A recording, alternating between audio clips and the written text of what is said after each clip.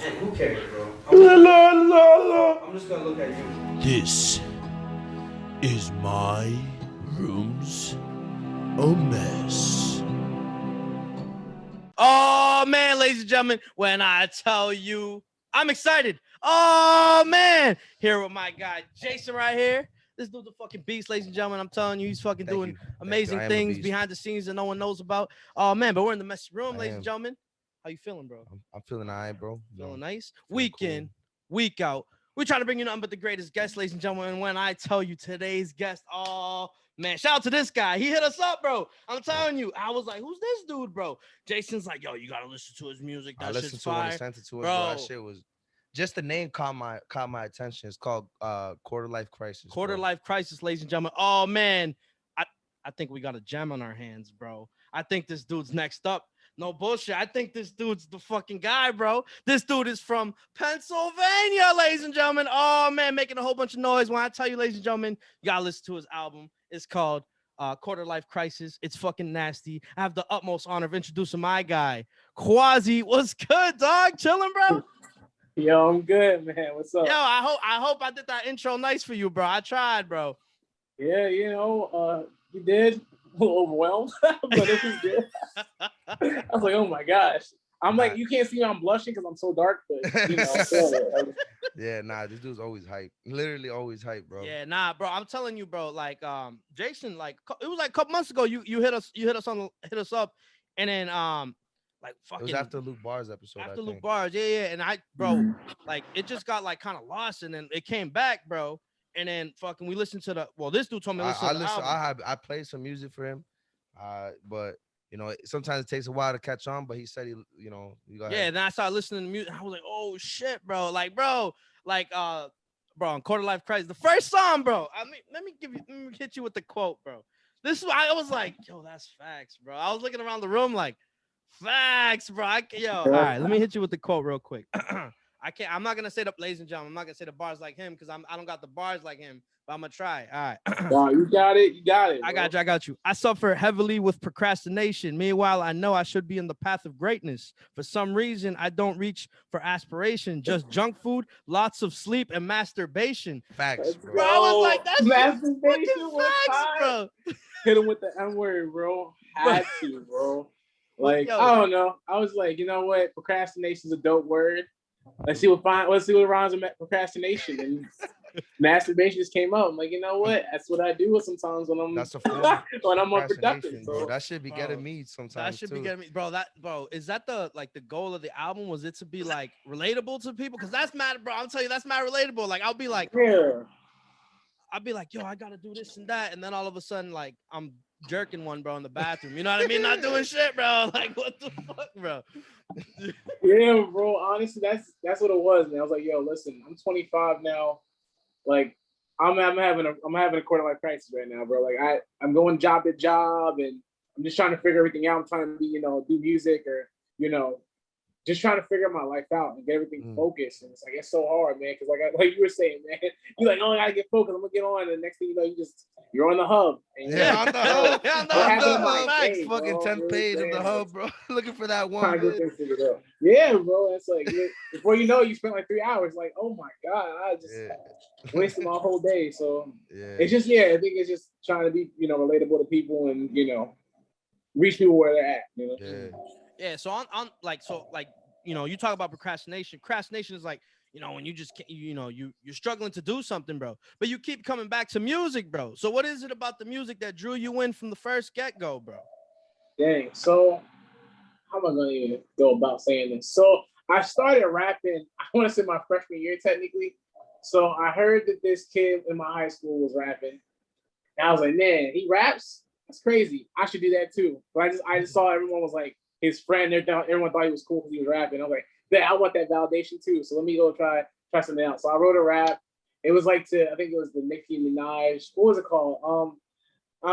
It was a Drake Nicki Minaj song back in 2011. I Drake and Nicki Minaj, you said? Yeah, I'm about whatever, man. I'm so proud of you. Proud of you songs. About whatever, man. No. Fuck what they be talking about. Nah. Yeah. The only thing that matters, I do it how I do it. I be up all night, Up sometime, yo, who's it? Yeah. Because I don't really know what I'm. Yeah, that was the song. I took that beat and I rapped, and it was weird because like I did like a video, but my face wasn't in it. It was like a sneaker and like a binder on the floor. It was so weird. I was 14 and weird. But yeah, like, that was my first like freestyle video. And then from there, I was like, you know what, man, this is probably not for me. Weird enough to come back to a senior year of high school at the lunch table. That's how most people I think start. Like niggas be like, oh yeah, rap something, and no one really like, you know, takes it serious. There's always that one person. There's always that one guy who takes it serious, and I was that one person. So yeah, I just kept with it. But I don't know what it was, man. Like I think it was just the feeling of like expression, you know, in the sense that I can say what I want to say and get what I'm dealing with off my chest. You know what I'm saying? And there's a lot of stuff. I have a lot of issues dealing with people and dealing with friendships and relationships and all that kind of stuff. And there's just times where I don't know how to really communicate it to people because I don't feel like they would understand it. So I'm like, you know what? Let me get my pen, let me get my pad, let me get my notes app, and let me just figure out what's going on, how I'm feeling. And it's helped out a lot. It's been very therapeutic over the years, you know what I'm saying? So yeah, it's helpful. Yeah, I definitely feel that about expression, like through the music, like especially with that project. Like I feel like you're talking about a lot of like like the name of it. I'm telling you, caught my attention. It's something like everybody hears of a midlife crisis. That's like a normal thing. That's like a lot of people talk about that. Like I had never heard the term quarter life. I don't know if you ever heard that before, or if like you coined that yourself or whatever. That quarter life crisis. Like you made that yourself? I was I made it. I feel like I heard it somewhere, but like it wasn't like a big known thing. Like Yeah, not it's everyone's definitely saying not like, it around. midlife crisis is known. Yeah. That quarter life crisis is crazy because like I feel like I don't know if it's just the times now because of like with more technology we have this option or what, like whatever it is, but I feel like quarter life crisis is a real thing that a lot of people have. Like you're going through, maybe it's just like people like us that want to progress in life and do mad shit. Like you legit like that name got me in, and I was like, bro, this is facts. Like sometimes you're just struggling with wanting to better yourself, wanting to like move forward, wanting to like even like some of the other songs, like the motive songs. That was one of my favorite songs. Like, yo, yeah, I like that song a lot because it's good track, great track. Because it like it's facts. So you said like I want to do nice things, but what's in it for me? Like, yeah, what's in it for me? And then you say you got a good heart. But tell me what's in it for you. Like it's kind of like, yeah, everybody does, like, deep down inside, everybody's like wants to come off as like good or whatever like that. But you never know what the true intentions are of the person. And that's tough because like that's not just with yourself, it's with the people around you. How do you know the people like around you actually are your friends, like really care about you in reality, bro? So like, yo, all the stuff you're talking about it were like really encompass like that quarter life crisis idea. So like, yo, how did that whole project come to be? You know what I mean? Like, what started it? Like, yo, I'm gonna write this project, or I'm gonna make it like this. This is the idea for it. I don't even know. I think it's just like I felt like this is being real with myself. This is where I felt I was at. And I felt like this is where I'm at with my life right now. I think when I put the album out, I was 24. So I was still like in my mid-20s. When you come off of 21, man, like no one cares about you. No one gives a fuck about you. Like I don't mean it like I don't want to curse too much, but like no one really cares about you too much. Curse, you know what I'm saying? Like, nah, you can curse all you want. I swear like crazy, bro. But like no one really cares about you too much. Like when you're after you turn 21, it's like, all right, he's 23, he's 24, like whatever. And in those moments after 21, you kind of have to grow up in a sense. And like for me, these past couple of years, I felt like there's a need and a nagging thing for me to always try to improve, like for me to want to become an adult and become a grown man. You know what I'm saying? Like I still live with my mom. I still have been struggling with getting a stable job. And it's just shit that I deal with on a day-to-day basis that makes me freak out sometimes. Like I get anxiety from that shit. Like, man, am I gonna like actually get out my mama's house? Like, am I actually gonna be the man that I'm supposed to be? Am I gonna be the man that's gonna be, a husband to a wife? Am I gonna be the man that's gonna be like a father to kids and be a mentor to a lot of other men? Like, is that gonna happen? You know what I'm saying? And when I'm thinking about that, I'm like, yo, this is definitely a topic I need to talk about. This is something that is musical, but also realizing that, yo, everybody does that shit. Like, yo, there's plenty of 20-somethings. And you like, bro, what the hell am I doing with my life right now? Like, I'm just trying to figure stuff out. I'm just trying to, go from A to B. And You know, I'm not sure if this is the exact thing I'm supposed to be doing. Like, I've had those doubts where with music, am I supposed to be doing music? And like for the people who listen, it's like, man, am I supposed to be in this job? Am I supposed to be doing this field? Am I supposed to be getting this grad degree right now? And like how do I do with the debt that I have and everything like that. So it's just a lot of real shit that like I think all of us as millennials and Gen Zers kind of deal with on a day-to-day basis, but a lot of us don't talk about it. You know what I mean? Yeah. Because like, oh, shut, you know, boomers and Gen Xers or whatever. Like, yeah, shut up, man. You ain't got nothing. You ain't got no worries. Like, I think that's important to say that, like, cause bro, like, it's so relatable because everyone goes through it, bro. The shit, like, bro, I think about that shit all the time. Like, literally, bro, before you hopped on, we were talking about like, damn, like this and that about jobs and fucking life and shit, bro. That ass, bro. We talk about it. We talk about it amongst ourselves, but we never like express it like that because you know what I mean. We feel like people don't want to hear that shit, and if to hear that like on a whole album, like to hear like that message, bro, to hear it like just without fear, yeah, bro, to portray that honesty without like you know the fear of judgment or whatever. Like you just like you put it out like that shit's dope as fuck, bro. That shit's crazy. Like it's just like I always tell Jason like. Music, bro, it has to like hit you in some type of way. You know what I mean? Like, like, bro, I'm telling you, first song on the track, bro, on the album, I was like, all right, oh, got some bars. Oh, shit, whatever, bro. And then, you know what I mean? And then it was relatable. I was like, yo, that's me, bro. That's what I be doing sometimes, fucking up and shit.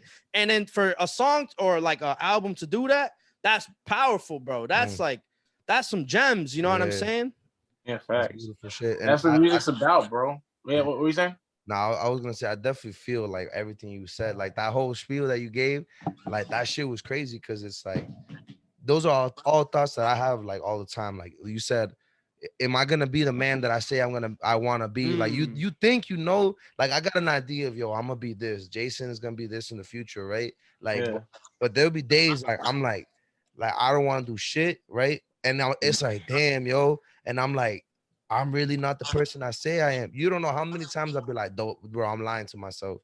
All the time I say that because I'm like, yo, I say I want to do this, but then I'm not doing the actions that I think are gonna be the ones to take me there. So like, am I really the person that I think I am? But like, that shit's stressful sometimes. Like I be mad stressed. Like a lot of like, music helps me get through that. Like that song Reborn. Actually, Quasii Ghost just made like the 3-year mark yesterday. That song Reborn, like keep moving forward. Bro, that song is literally my alarm clock because that's what I like wake up to, and it's like yo, like I take that step and keep moving forward to the progress that I want to do. And like those days that I feel like that, like what do you usually do in those days when you feel like, damn, bro, like I'm kind of down on myself, I don't got no confidence. Doug, I just gotta think of my why, bro. Like I'm broke as fuck right now. But I tell you, man, nigga literally had before I got on this interview, I was doing deliveries. Like I was doing Instacart. I'm not sure y'all heard of that, but like you go and pick up people's groceries basically all day long. Because niggas is broke, bro. Like I have maybe $40 to my name right now. You know what I'm saying? Like it's real. And also on top of that too, bro, my mom needs me, man. There's so many people who need me right now. Like I when I get in those slumps and I get in those moments where like, yo, I don't feel like doing shit. I'm just gonna just relax in my bed for 8 hours and watch like all the Marvel movies I can think of and just, watch Pornhub or whatever. I think to myself, man, like, bro, you are wasting your legacy. Like you got people that are counting on you right now to be the best person that you can be. So it's like, this is not gonna work, man. My mom needs me. My mom's disabled right now, bro. Like, I need this. I need to get my head out of my ass and start working. You know what I mean? Right. And just watching motivational videos and just trying to stay on top of everything, watching influencers, learning the little ins and outs of social media, and just making sure that I gotta have a huge ass chip on my shoulder. Because bro, it's been like this, and even another part of it of my why is just like, no one's really believed in me ever. You know what I'm saying? Like, I grew up like a loner most of my life. You know what I'm saying? I really had really close friends, and my family members, they were there at one point. I was little. Then you get older, they're not there no more. It's like, bro. And on top of that, bro, like you just get rejected. I get rejected so much from people on left and right. Girls and all that other stuff, and to everybody, bro. Just people like look at your story, but they're not really supporting you. Man, niggas be like, oh, you know, I really fuck with your music, you know, and it's like it's fake. You know what I'm saying? It's like all that just being an underdog, man, just puts a huge chip on my shoulder. Like, yo, I gotta keep going, man. Like, especially this year, like, I don't know who's watching this right now, man, but like just to motivate them, like, keep going. Like, this is not, you know, one day and then it's done. You know, it's a bunch of days, one brick at a time. We're gonna build a wall, man. So I think the main thing that motivates me is just my why, bro. Wow, That was beautiful, bro. That was beautiful. That ass, Yeah, bro. bro. Like it's real, bro. That's straight up real. Like there's so many people that, you know, like I don't really know, like, the, you know, you're from Pennsylvania, like it's a whole probably different place than where we come from, but like I know a lot of people that, you know, have that same struggle. They're like, yo, I'm just trying to survive, basically, like, you know, like Yeah. day by day. But at the same time, you don't want to just survive, because that's what's the point of surviving, to just keep doing the shit you don't want to do. So it's like you want to survive, but make sure you're still building that life that you want to have in the future. So it's like it's like that could be stressful though. That legit It is is like stressful, it's trying to bro. balance like legit the whole world and the future at the, like, your present world and the future at the same time. Like it could be stressful, and I, you know, I'm telling you, there'd be times I just want to give up, but like, you know, but there's a lot. I tell you, I go back to the music. Another song that really gets me is that song "We Gonna Make It," bro, from Meek Mill with Corday, bro. I love that song. The thing that got me thinking is, bro, like Flawless Real Talk, we had him on the show, and he said a lot. He said let me think of the quote. He said the hardest thing to do is to keep going. Like, yo, and that shit, when he said that shit to me, like, it's so simple. Like, yo, the hardest thing to do is to keep going. You know what I mean? He said it like mad casually, but like, yo, that shit hit me, bro. Like I was like, yo, that's the truest thing ever, bro. Cause like life just smacks you. Like you think you're cooling, and then all of a sudden, yo, debt, yo, your mom's bugging out. Yo, this is happening. Yo, shorties are acting up. Yo, your boys, you know what I mean? Your boys are wilding, and you're just like, what in the fuck? Yo, your brother doesn't like you, or whatever the fuck it is, whatever life happens. And then, bro, it's like it could feel like, what's the word? Like suffocating almost. And it's hard to like, you know what I mean? It's hard to like sometimes like take that breather, bro. So like when he said, yo, the hardest thing to do is to keep going, because he was talking about, he was giving us advice. He was like an older brother, like giving us advice, like, yo, you guys have made it this a year on YouTube, this and that. He's like, now the hardest thing to do is to keep going. He's like, blah blah. And I was like, yo, this. You know why? Right, you know why he said that though? Probably because a lot of niggas be giving up. Everybody's like, everyone wants to be a rapper. Everybody wants to do a podcast. Everybody wants to do something really huge. But then the second you feel adversity, the second your video gets 2 likes or 0 likes for that matter, you be like, fuck this, I'm done with it. Like, like I ain't never gonna make it. Days, like no one sticks with anything, bro. So that's true, bro. Like y'all gotta keep going, man. This is a dope ass not podcast. Just us, YouTube, bro. Not just that, bro. I'm telling you, man. Yo, that shit's beautiful. Bro, I can feel it through your music, and I can feel it right now. Just talking, we've been talking for like what, 15 minutes, bro. I can feel the energy, bro. You're hungry, bro. The lion is in your chest, and you're fucking ready. You know what I mean? You're flexing, bro. Facts. Right now, bro. I bet you $20, bro. If you were saying that speech, bro, that you were saying, bro, and you went to the gym, bro, you would lift like 350 pounds, bro. Easy money, bro. Facts, man. Facts. Not without pre-workout though. Not without that pre-workout though. Need that shit. Oh my god. But you know what I mean? Like, cause that's like the grind, bro. And like, yo, like for us, bro, it's this podcast, bro. We love this shit.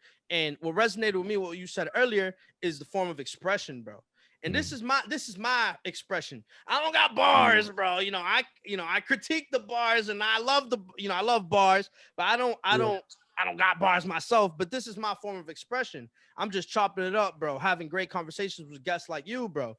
And this is like my world, bro. This is what I want to do. Like I want to interview like everybody. Like if there was possible to talk to everybody in the world, bro, I would love to talk to everybody in the world. That's a lot. It's a lot of people. I thought you said that's a lie. I was like, what do you mean? No, that's a lot. I feel like I said the same thing. We've said it together, bro. Like that's facts. Every single person has a story to tell, bro. And bro, I feel like conversations manipulate the world, change the world, bro. For and like, bro, I'm Wow. telling you, I mean, somebody's gonna resonate with everything that you said during, like, when I asked you that question, like everything you said, I know it resonated with me, not completely, but somebody else might resonate with that shit wholly, like the whole speech, like that could be their reality the same way as your reality, and just the fact that you were like, but fuck it, you gotta keep going, and Oh, that yeah. person might be in that moment like, oh, I don't want to give up, Mm, but you saying that shit in front of them, bro, that shit's gonna It push them. changes everything. But you know what else gets me going though, bro? Not just the fact that I'm here, but I'm gonna keep pushing, but the fact that I'm a psycho. I really believe within 5 years, something gonna pop off. Like I can't stay broke forever, man. That's not how my God works, bro. I know God got a bigger plan than that. You know what I'm saying? I'm gonna stay broke Nice. forever. Like I see myself with commas in my bank account. I've never had a comma in my bank account. I've had it once. I had a $1,200 paycheck off of a sales job. Like that was the only time I saw a comma. But there's gonna be a day where there's gonna be commas in my bank account. I don't have to worry about that no more. You know what I'm saying? I believe that. I believe I'm gonna meet some impactful ass people. You know what I'm saying? You just gotta just stay believing in what you know is gonna happen. You know what I'm saying? And you can't listen to other people. I got a quote from your Twitter, bro. You said it takes guts to be different. That's facts, bro. That is big facts, bro. Like I'm telling you, everyone wants to be the fucking same, bro. All these shorties are dancing the same fucking dances on TikTok, bro. Literally twerking the same moves, bro. Bro, the same song, No, exact yeah, same no one video. wants to be like. I think being different is being yourself, bro. You're not afraid to be yourself. You feel me? Facts. So like, that's what's big. Yo, was that facts, bro? Yeah, That shit sounded Big cool when I facts. said it, bro. No bullshit. Nah, but it's just like, bro, like I feel like in this world, bro, like people just like, it's that instant gratification, bro. Oh yeah, easily. I want to be a rapper, bro. Yo, shit, I'm gonna Yes. do it. I'm gonna do it. Like you said, they face adversity for the first time. Nah, fuck this, bro. And Yo. they settle for some bullshit, bro. Whatever, fucking manager or at Burger King or whatever, man. You know what I mean? You know what I'm saying? Yeah. They settle for something that's not their dream, bro. And they're living a fucking lie, bro. They're saying, "Oh yeah, I fuck with this shit," or "Yeah, I do this shit because I want to." No, you settled, bro, and you gave up on yourself, man. You on that plan B, bro? People on plan B all the time, man. That's crazy. I got no plan B, bro. This is my plan A, B, C, D, and E, bro. Facts. D. I forgot D. If we had more people who thought like that, this world would be in a way better place, bro. Like, no one has that mindset no more, man. Just this is it. This is what I'm going to do, man. Yeah, dude, I need that, bro. I feel like I mean, look, listen, I have big aspirations and shit for this podcast. We both do, as you should, yeah. And I bro, I mean the words I say. Like, I'm not faking this shit. You know what I mean? I feel the way I feel. I am the way I am. And I want people to feel that, bro. I want people to, this conversation, bro, I want people to feel your energy, bro. I want people to be like, yo, this man speaking facts, bro. I come from that too. And I can make it, bro. Like, why is it that like we live in a world where people just, they don't like, it's like, I don't want to say they don't give a fuck about themselves, but they just like kind of like, they rather coast than try it their all, bro. The world tramples you, bro. Some people can't have. That's what it is. That don't have that confidence. Don't have that, that image of themselves to be like, yo, you know what? No matter what, I'm gonna be good. Some people are just like, no, they don't believe in themselves. And sometimes that comes from, like, imagine the kids that the whole life that their parents were like, no, you're not gonna do this. No, you're not gonna do that. You just start believing. Yo, guys, let me be right back. I'm turning the light on real quick. I'll be right back. Yeah, do you think? But yeah, I'm right here with it. Good. I'm very black. So, all right, cool. So some people literally just be like, yo, they believe what people tell them, when like how many artists you hear say, oh, my teacher said I would never make it, and that I was gonna be a failure. And some people believe it, and then the people that you see at the top are the ones that were like, fuck you, bro. I don't thanks. You say I'm gonna be whatever the fuck I want to be just because I know I can. And it's crazy. Like I got a story, right? My cousin, right? He dropped out of high school, right? And I finally asked him like recently, like, yo, why'd you drop out? And he was like, yo, honestly, I was, he's like, I was fooling around and stuff, this and that. He's like, and my teacher was just like, bro, why are you here? Just drop out. And he said like he lost hope within himself and just Wow. dropped out, bro. And I was like, damn, So bro. the teacher really made him drop out? Yeah, bro. Aren't teachers are literally supposed to be the ones to push you to that? Yeah, and I got like tight. I was like, what the fuck? One, I got tight because I was like, damn. Like at least for me, I thought I was like, damn. I complained about my teachers, but I felt kind of spoiled because I was complaining about my teachers because they were telling me to stay in school, bro. Come to class. Yeah, And I'm over here like, damn, this lady's mad annoying, bro. Right? And then the right? other thing was, I was like, damn, like I feel like if I could have like, I don't know, if I could have been around, talked to him or something, or if he could have had like the motivation within him, he could have been like, fuck you, miss. Like I'm here. You know what I mean? Because that was like high school for me. Like, bro, I wasn't the best student, bro. I never was in class, bro. I got kicked out. Same, bro. You know, and but like I remember I always coasted, bro. Like I always would get like F's in the beginning, then all of a sudden I'd be like, oh, I need like a 67 to pass. All right, I start doing my work. I would like do the math, right? And then senior year, I was doing that. My teachers were like, oh, they had like a meeting with me. I went to the humanities office or whatever. It's like a little office. All my main core teachers were there. They were like, you know, you're not going to graduate on time, right? And I laughed in their face. I was like, nah, I'm graduating on time. Then they laughed in my face, bro. And I was like, are these ladies laughing in my face, bro? I got tight, bro. And that shit put a chip on my shoulder. You feel me? Like, and I was like, nah. And then I did end up graduating on time, this and that. But then in my head, I was like, they got me, bro. That reverse psychology was crazy. They really did. That they played you. Yeah, they played me, yo. You know what I mean? And like, but I feel like some people just don't like. They don't have that. Like, for example, like, bro, some lady told my cousin, yo, you just drop out, all right? And he did. And that was it. She won. Like, that's terrible. I guess the question I have is, how do you get people to like have that within them? I think that's you can't, bro. Like. Yeah. People be thinking, man, you ever heard the saying, you can lead a horse to the water, but you can't make the horse drink the water. Yeah. It's like that. Listen, you can tell people, listen, you need to be going here. You need to be reading. You need to go to church. You need to do good things, be around good people. But it comes to a point where like, yo, that person has to make their own decision. They got to be able to say, you know what? I am going to stay in school. I am going to study, you know? And some people, they really do want that because they have that why.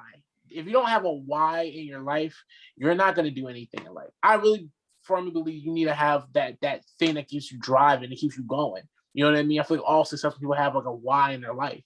If you don't have that, you know, you're not going to move forward, man. So people just need to figure out for themselves what they want out of life. You know what I mean? Like not what your parents, and this is the problem I think a lot of us young people have too, is that we want what our parents tell us we should have.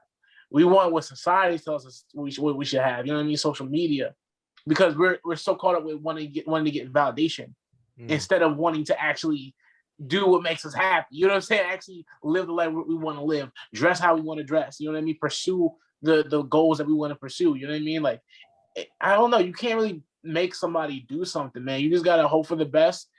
You know, tell them right, tell them the truth, and just see what happens. Yeah. Be hopeful. You know, I agree with that, bro. Because like, I mean, I know a lot of people in my family are alcoholics, bro. And you can talk to them for days, bro. Like literally sit down with them every single day, and they'll just be like, yeah, nah. They'll be like, yeah, you're right, bro. Like I'm like, yo, you know, you gotta just stop drinking for your health, your family, your financials, or whatever it is. You can explain to them every little aspect that can be fixed if they stop, you know, they're slowed down their alcoholism, but. Nah, bro, the next day you see them with the bottle and they're still doing the same shit. But you know what's crazy? I had a real quick, like a crazy idea that came to my head while he was talking, bro. So right, so you said, no, Quasii right here. Yeah, he said that some people want validation, like you know, they listen to their parents and shit like that. Like I'm like thinking, like, yo, imagine like it's honestly hard to be yourself, cause like you are an empty shell of a person. Takes when guts you're to born. Be different. Wait, listen. You're an empty shell when you're born, right? Okay. You're basically got no information, no ideas, but then your parents and the people around you start giving you ideas, and that's why you learn language. Like I can say that you're, you know, that's a beard because somebody told me like that's a beard. So like, doesn't it kind of make sense that we kind of look for validation from the people that gave us our kind of like understanding of even ourselves? Oh, snap. Like, okay, Jason. Now you on to something with that. That's actually pretty philosophical. So then, that makes sense. It's makes a lot of sense. But then obviously we get to that age when we feel like we can make our own decisions, and that's why, like, you know, that adolescence age where little kids are like, "Fuck you, mom, I'm my own person. You can't tell me what to do." Like, that's why. That's funny. Now that they taught you how to be a person, now you're like, all right, I want to do it. And then like the rest of your life is kind of just trying to figure out what that is. That is facts. You know what my little brother said when he turned 13 to my mom? Looked at my mom straight in the face, right? He turned 13 May 16. Shout out to Manuel, right? He goes, hey, I'm 13 now. I get to do whatever I want. I get to chill with my friends whenever I want. my mom looked at him like, what? And then he was like, yeah. And my mom was like, mm-hmm. Like, she might like fuck him up, bro. You know what I mean? Like, yo, and that's facts, bro. The adolescence thing, bro. Because people just, I don't know. People just that rebel, man. It's that little rebellion you're thing. trying to find out who you are. You know what I mean? Yeah. Yo, that's what it is. They're like, yo, I'm telling you now. They gave you a chance to understand what's around you in life. Now you're like, all right, let me be my own person. But obviously, you know, as a little kid, you don't go. Here's a trick question though. Like, are we ever done actually finding ourselves? You know what I'm saying? Like, I'm 25, bro. I still don't know if I'm at my full peak of me. You know what I'm saying? I think when you're 14, 13, that's when you start. Like, your little brother, he's starting that phase. You know what I'm saying? Like, okay. Uphill battle the rest of the way, too. You know? It's a whole life journey, bro. It really is. But I think the more you question yourself, the more you ask yourself questions, the more you're just, you know, like, you become more in tune with yourself.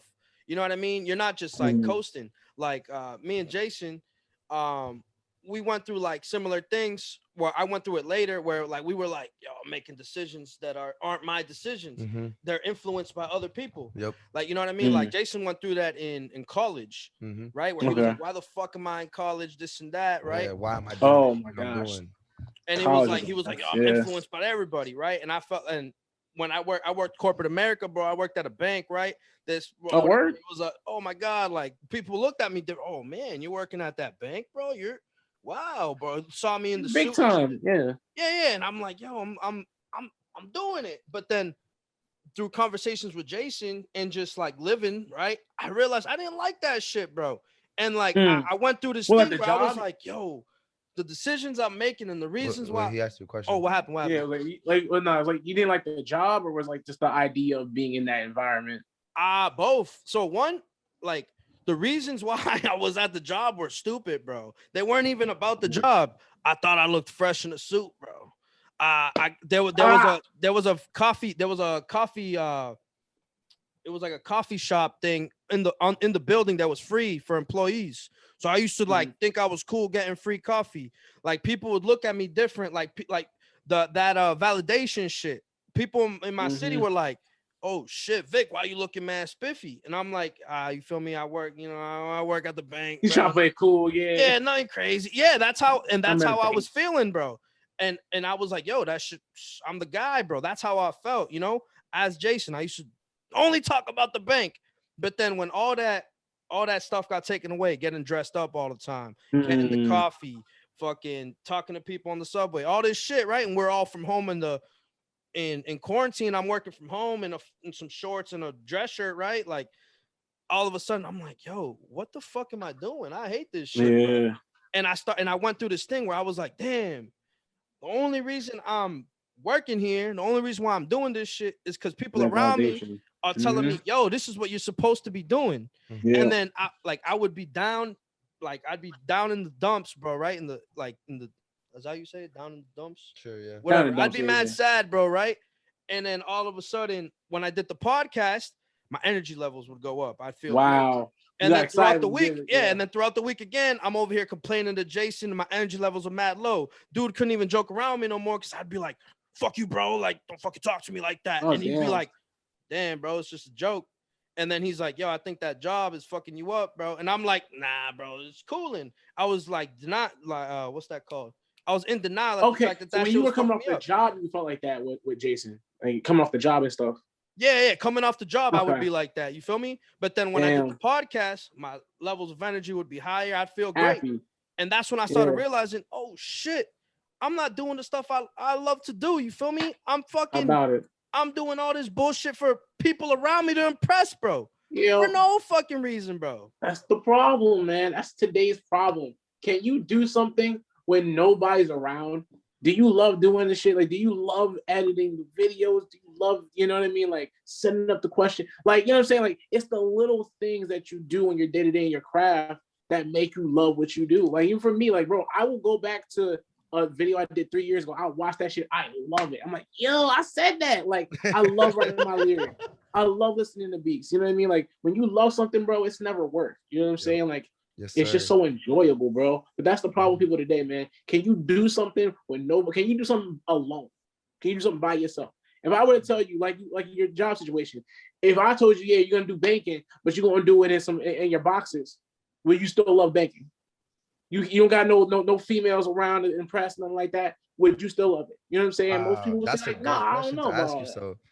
You know That's what I'm a saying? really good So question. That is a good great job, bro. question, bro. That is great. You Yeah, know what? I wouldn't. I be editing this shit butt naked sometimes, bro. I don't care. I'm in my zone, bro. I'm going at it. Just freelancing, just Yeah, yes, all sir. out. I be going at it. You know what I mean? And like legit, like what you said too. Like I legit, like, you know, I be working. I start work. I wake up at 4 a.m. to go to work. So then I pretty much, you know, I'm up the whole day, right? So Yeah. like today I was like mad low energy. Like I've been listening to your music for a while because I told you I liked it from the start. When you first sent it to us, I liked it from the start, and it was trying to just convince him. Like eventually he got convinced, right? So I have been listening to a while, and I had just, you know, I was like you know, the procrastination thing. I was procrastinating the questions I wanted to ask. But like once I started like writing them and like, you know, like listening to your music deeper, like looking for actual questions to listen, like to write down instead of just listening to it, bro, my energy went up. Like legit, like what he said, I was focused. I could do that shit. And I was like focused. Like no, nobody was paying attention to me. Nobody's telling me like, yo, good job, you're doing that. No, I was just doing it because like it makes me happy to like dive into somebody and be like, yo, I think this question would make them be like, yo, that's a fire one. Like, you know what I mean? Like, oh damn, I like that question. Or like, damn, this dude's paying attention to me. Like, oh, he likes what I do, some stuff like that. So like I write those questions trying to, you know, give people that feeling, because like I think everybody's a beast, bro. Like when we say that shit, like it's Genuinely facts, bro. mean Like it, bro. genuinely, like yo, like your project is crazy, bro. Like legit. And like one of the questions I wrote down myself was like, I feel like, you know, your first project, Obscure, right? Obscured. Oh my gosh. Yeah, like that. Scared. Damn. Yeah, that's a fire. That's a fire project. And there's like really like your songs, like that song Lost on is beautiful, right? But I still feel like as a complete project, the Quarter Life Crisis was an upgrade, like huge, like a huge upgrade to like your level of production, your cadence, your confidence, your lyrics, like how, like what you're saying and everything. I feel like the whole you like leveled up like crazy, bro. So like you know, that's something that, you know, I was like noticing that. I'm like, yo, like for you, like what went into that, like that whole upgrade, bro? Like, you know, what made you, you know, come from that 2018 time Obscure to 2020 Quarter Life Crisis? Dog, first and foremost, thank you so much, because there's times where I don't believe I'm even making progress. Yeah. So I definitely appreciate that, bro. No problem, bro. I don't know. I think it's just time, bro. Just taking time into it and taking time to like take some breaks from music is good. It's helped me out a lot. Listening to other artists that inspire me helps me out a lot. Being inspired by other different things too. Like I'm a big like sports guy. I love football like that. Just having that competitive drive thing that comes from football definitely motivates me, and it helps me like refocus everything. And when it goes into the music, man, it's just I love the fact you said more confidence, man, because like confidence is something I've lacked, not even just in music, just in general, man. Just like not having confidence in who I truly am. But I think as I went along with Quarter Life Crisis, I started like gaining that momentum. I'm like, okay, this is me. Like I'm not like everybody else. I don't, you know what I mean? It does take us to be different. Like I said in my tweet, like this is something I feel like is going to be like really like courageous of me to do, because, you know, some things I'm going to say aren't going to be to everyone's ear. You know, I know some people from church. I know some people from work, from the gym, from school. Everybody knows a different version of me, I feel like, in a sense. But with Quarter Life Crisis, like, yo, this is who I genuinely am. This is like the beginning of me just being genuine. and not trying to just sugarcoat things, but just be real and be open to that. I think just in the 2 years, man, like I said, just growing, just learning my craft better. Just taking time to write, but just understanding the performance aspects of like, recording the songs was like a huge thing for me. I'm like, yo, I can't be like mumbling into the microphone anymore. You have to project your voice. You have to bring a little bit more energy. You know what I'm saying? And come with the bars too. Like I try my best to just, every song throw something in there, even if it's like something sneaky, a little bar. I don't even remember. Like I can't remember one off the top of my head. I don't think. Nah, I can't, because there's a lot of songs. But like this, like the little nuances of just like the craft, the love of the craft. As you go on, you learn to just get better. You know what I mean? Whatever you spend most of your time in, you're gonna get good at. You know what I mean? Whether that's your craft, doing videos, or if it's music or bullshitting, you're gonna get good at. Yeah. Facts. A question I have is like, so when your writing process, like, what's it like? Are you you have to go through something to write it? Because most of you, like a lot of your music is like very relatable, a lot of like personal like stuff, life shit, life shit. Or is it something where you're like, I'm gonna write this right now, and then boom, you just go off that idea? My process is weird as hell, man. Because it's kind of the second one, but like verified in a little bit. Like it's kind of like different. Like I'll start, I'm like, oh, that would be a nice idea. Like I won't be like in a mood or anything like that. I was like, man, yeah, I feel lost. Then and I'll just start going off of that, or even with the like with Zen. Zen, that's trying to think, my Zen. Zen. Like an idea will come up, and I just start writing. But the weird part about my writing process is that I cannot write a song in one day. As weird as it might sound, I literally will take like a fraction of a song. I'll write it, and then I have to come back to it like 2-3 days later, a week later. There's been times where, bro, I've had songs where like partially done for months. I think maybe even a year. There was one song I made this year that hasn't come out yet. It was like 2 years old. I come back to it and I finish it. Like I've always been that way with my music. I can't like literally sit down start to finish with writing. So I don't know why. It's just like the weird. first like person that I heard say that before. Yeah, that is. Yeah, it's really weird. I don't know why it's like that, but it's always like that with every song that I've written. You think so? So I know I don't know if you finished your degree in professional writing or if you like. Nah. No, I must confess, I still had to finish that damn degree. It's all right, bro. It takes time. It's all right, bro. But what song was that? It was freaking I think it's the Quicksand is what it is. Quicksand. I mentioned it, and it's still true, man. That's a true thing right there. I have not finished that degree. It's still over my head, But either way, like you became a senior. You made it all the way to your senior year, right? No, yeah. But here's the funny thing, though. Against my will, bro. I did not want to go to college. Even from like my freshman year, like I was 18, I was like, yo, I want to do music. I knew I wanted to do music. My mom was like, yo, you got to go to college. And it's kind of talking about like what we were talking about earlier, as far as you just want to please everybody. Yeah. Especially your parents. You don't want to let them down. So I'm like, all right, bet I'll go to college against my will, but as long as I make my mom happy, then I'll do it. And I'm not going to say it was a waste of 4 years, because I met a lot of great people, had a lot of great experiences. I found my faith in God. Like there's a lot of great things that happened, but I will say that the debt, I'm not a fan of the debt. I'm not a fan of, you know what I'm saying? I don't Biden have a needs job. to get rid of that shit, bro. Of what? Huh? The debt, Biden. Oh, debt, yo. Biden needs to get rid of that school debt, bro. Facts, man. I'm waiting for that because it's but $30,000. But I feel like, but either way, I feel you made it all the way to your senior. You probably learned like how to write better than you did, right? At the start. Yeah, I think so. Like I feel it's like I feel like a lot of like when you do writing, like I feel like good writers will write something and then they'll go back to it, revise it, edit it, and go back to like maybe it's something that you take from that process of doing writing in school. I don't know. I'm just thinking.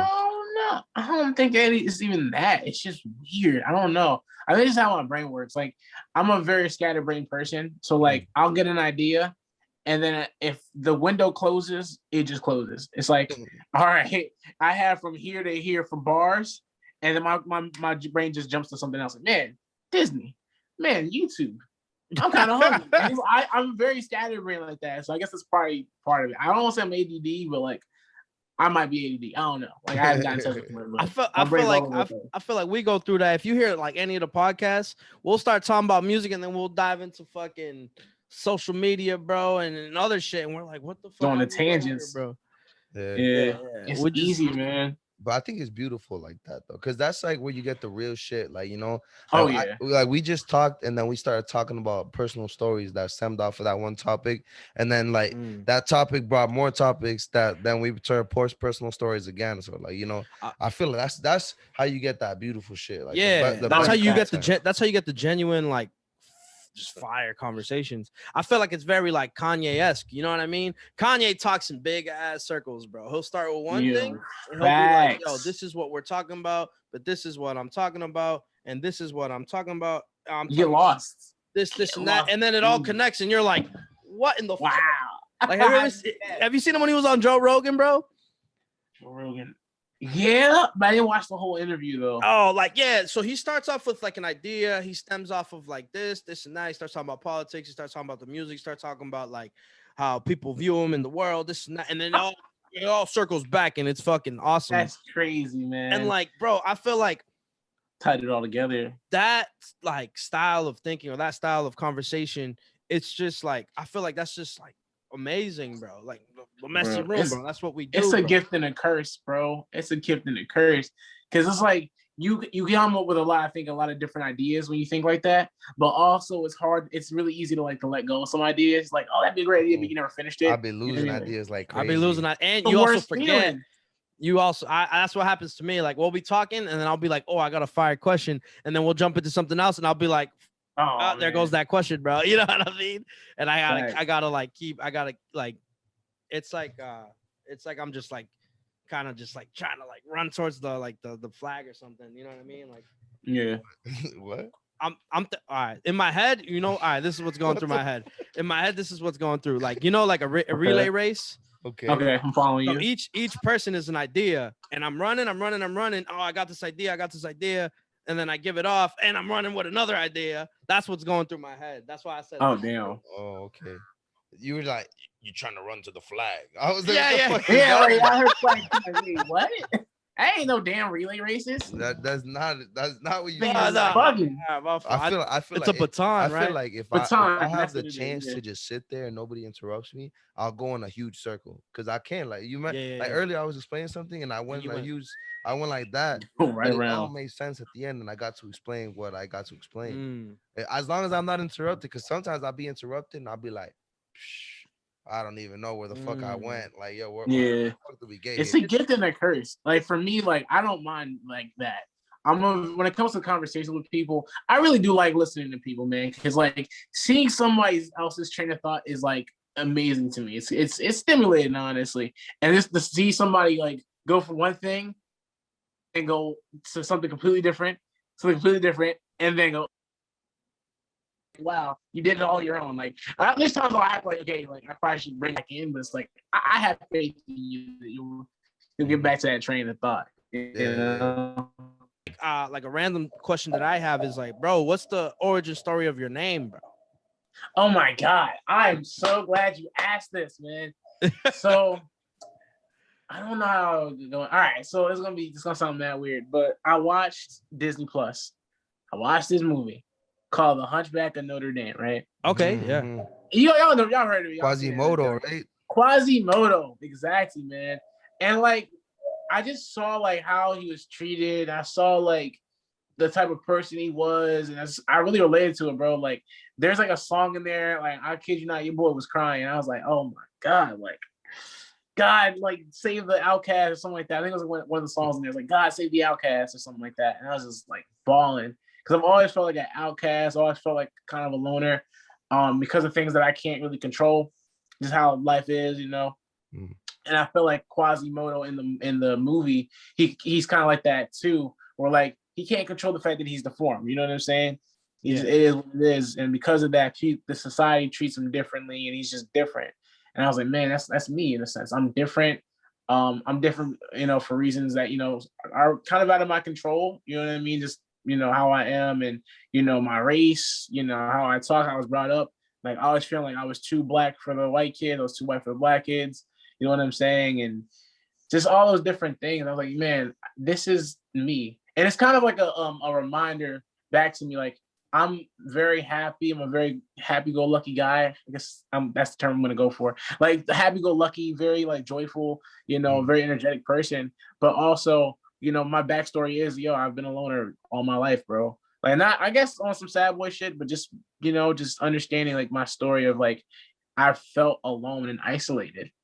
And I've just always wanted to just be embraced. And that's like kind of my origin in a sense. So Quasii is very symbolic for me because of that. It's deep. I know it's deep, but it is deep. It is deep. That's deep, bro. For sure. Crazy, bro. That's like so I wanna just like touch on the like your name. Like that's a really deep story for like a name. Cause I know some people just be like, yeah, I just made the name. Like like Luke Bars is literally like what's he saying? He said somebody said, "Yo, Luke, you got bars or something." I became bars. You know what I'm saying? Stop playing with me, yeah. Something like shit, that. Hey, like, if it works, then hey, it sounds nice too. Luke Bars. Yeah. It sounds good. And whatever it sounds good too. So that's why I was like, I wanted to make it Quasimodo. And then I realized there's a rapper named Quasimodo. So I'm like, I can't take that. And then originally I was gonna say, okay, let me chop it down now, go Quasii. I put one I in the name originally. Then I found out I'm on Spotify to see if anyone has a name. There's a band, I think, in Europe with that name. So I was like, all right, bet. Let me go 2 I's. Ain't nobody have it. I'm gonna get that joint copywritten or something like that and just kind of go from there. You know what I'm saying? Like Quasii. And I just like how it sounds too, man. It's like, man, this guy it kind of plays in my brain a little bit. Like Quasii's like a very like a fun type of kind of name, you know what I mean? Very full of life and just nothing but love, dog. Nothing but love. Bro. That's crazy. Now, but what you said that it was kind of like you were talking about how you felt like you were too black for the white kids, but too white for the black kids. Like, what do you mean by that? Dog, this could be like a 45-minute situation right now. Basically, I grew up always around white kids. I grew up in like I guess it was like an ethnically diverse school when I was in elementary school. Then I went to middle school. It was like a cyber school, so I wasn't really around a lot of black kids. But when I met them, because cyber school was like going to school online. But then when I went to see them in real life, they were like all white. There was like one black kid. We were cool, but like, I mean, you know what I mean. But we weren't like, I didn't see them all the time. So you know what I mean. Like I was just always around white kids. I was watching Disney Channel. I was watching Nickelodeon. Mainly, I want to say predominantly white, but yeah, I would say it's like predominantly white characters and cartoons and all that kind of stuff. And just the lack of like being close to like other black people and being around my family, I just didn't really have that going on for myself, I guess. And then like, so I always feel like I was just too white. You know what I mean? Even growing up as a kid, I was like, how I talked, I was like, man, it's not hood enough. It's not Ebonic enough. So I gotta be like, yo, well, I try to be something that I'm not. You know what I mean? That's still something that I struggle with at 25. It's like, listen, just don't try to make yourself to be something that you're not. You know what I mean? Be authentic to yourself and be real. But like, yeah, I just felt like I was just too white, for the black kids and for my family. And then flipping it, I just felt like I was just always that black kid around the white kids and stuff like that. Oh yeah, high school was like that too, man. High school, I was around a lot of white kids. I went to Catholic school. So it was like 95% white. Wow. Went to college. And you're in suit and tie, right? Huh? You're in a suit and tie? Exactly. Yep. Yeah. So it was a fun time. I look good, but it was a fun time. And then like I look good, please believe me. But no, even in college, bro, I went to like that's like I told you I found God in college. So I was part of like a Christian group. But like everyone was white. Like I think there might have been like 2 to 3 other ethnic people. Maybe. You know what I'm saying? Like I can count on my hand how many people who were not white were in the group. You know what I'm saying? It's like one Hispanic guy, there's one black person, one black. So it's like I always felt like I had to talk a certain way and kind of play back into that validation thing. Like I just want to make everybody happy. You know what I mean? And in the midst of that, I felt like I was kind of losing myself, my genuine self. You know what I mean? Like the person who I can talk, properly, but there's times where I wanna cut up. I'm like, yo, what's good? Like blah blah blah blah. You know what I'm saying? Like just talk. Going back and forth and everything like that. So I just felt like I've always been kind of an outcast because of that. Like my culture personally, it's black, but also there's a bit of like, I don't want to say white culture, but it's like a lot of, I mean, you like, it's grew a up in lot of that Disney area, Channel like and in that around that yeah, culture. skateboarding was in there and stuff like Mhm. that. Like not wild now, like Wild Boys, not wild, yeah, Wild Boys, Jackass. Like I grew up with some of that stuff, you know what I mean? So I don't know, man. It's just trying to find like where I fit in sometimes. But I realize now you can't fit in, you just gotta stand out. Yeah, be yourself. But You that can't fit in. You gotta stand out. facts. Oh no.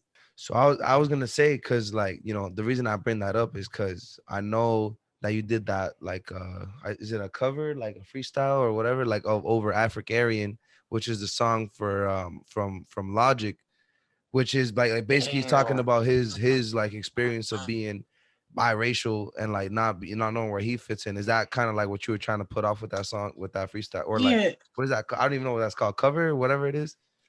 Yeah, it's called Africarian. I think a forget. cover is I'm when not sure I you gave do a it a name song. for the freestyle, but yeah, no, like it's just weird. I feel like I'm like the blackest.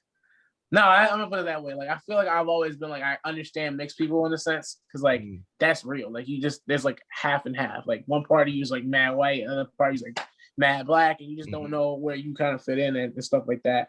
But it's just always been weird for me. Like I don't know. Like it's just been my journey, bro. You know. But it's a fun one, you know what I mean? It's part of my story in a sense. You know, if I wasn't like this, then I wouldn't have my story. So Yeah, I think you did a good job over that beat. You did like over that J. Cole part of the beat too. That is at the end of that song. You know, like have you ever actually heard the whole song, Africarian? yeah, From Logic. So that yeah. it's like a 12-minute song, and I love that song. I personally love that whole album. That whole album is like pretty. Everybody.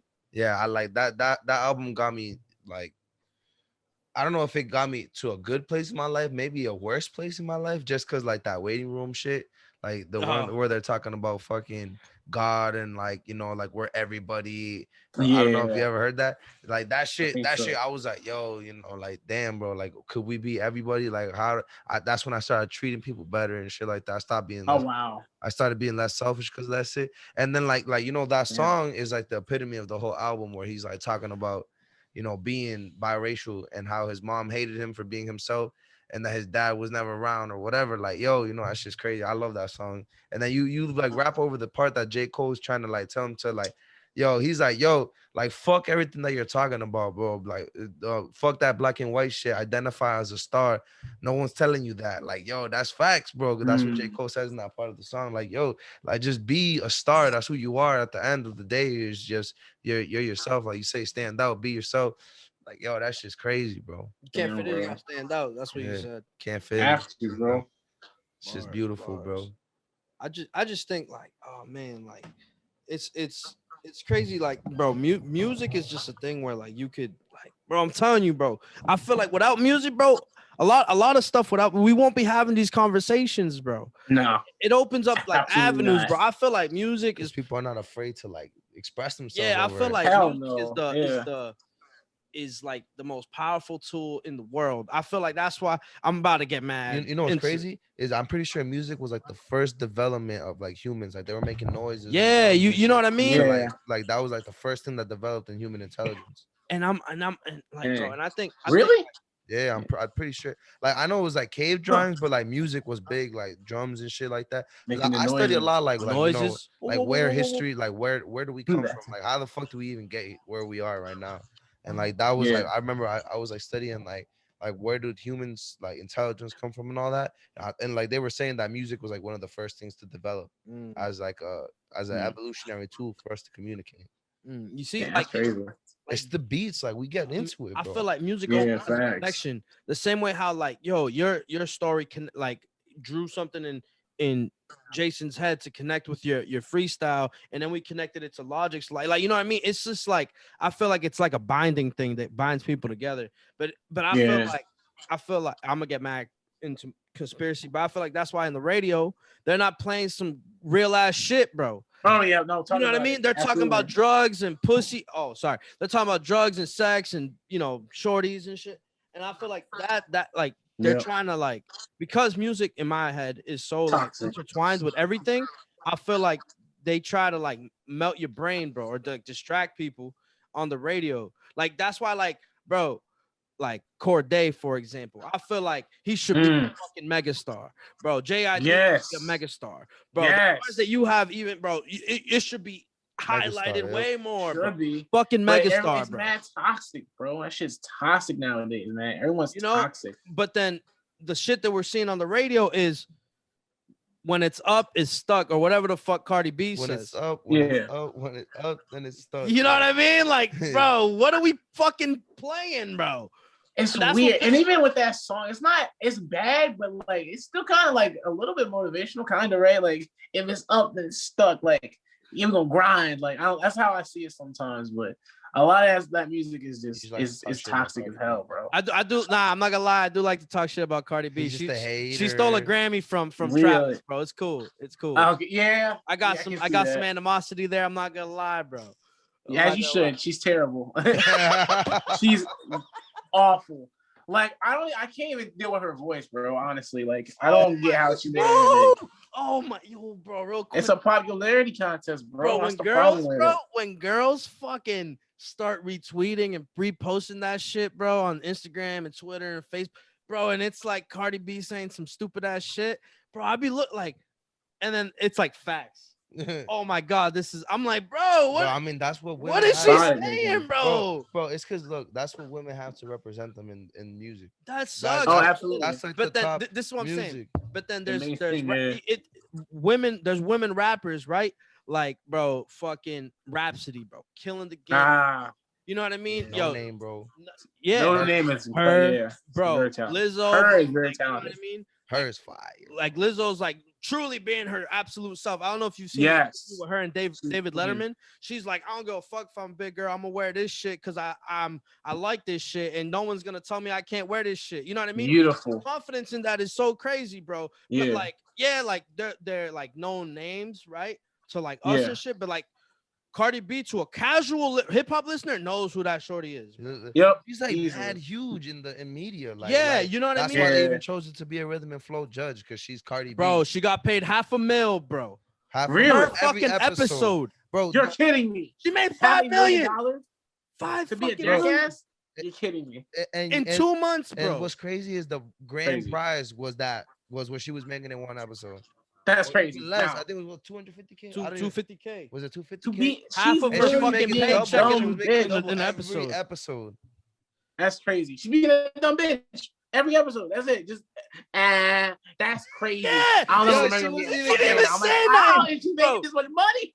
Flawless is spitting some crazy bars, bro, and she goes, Puerto Rican Papi. Oh my god, what the fuck are you saying, shorty? What are you saying? What are you saying?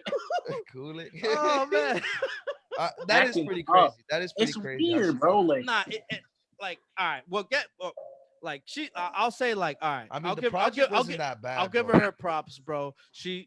Well, her people, not her. I doubt she's writing her own fucking music, but her people know how to. Oh no, she's definitely not. They know how to like market her in a way where they're sending her to the moon. You know what I mean? They sent her. Oh yeah, for sure. Sent her, and she's coasting on the moon. You know what I'm saying? So that's definitely like, I'll give her props on that.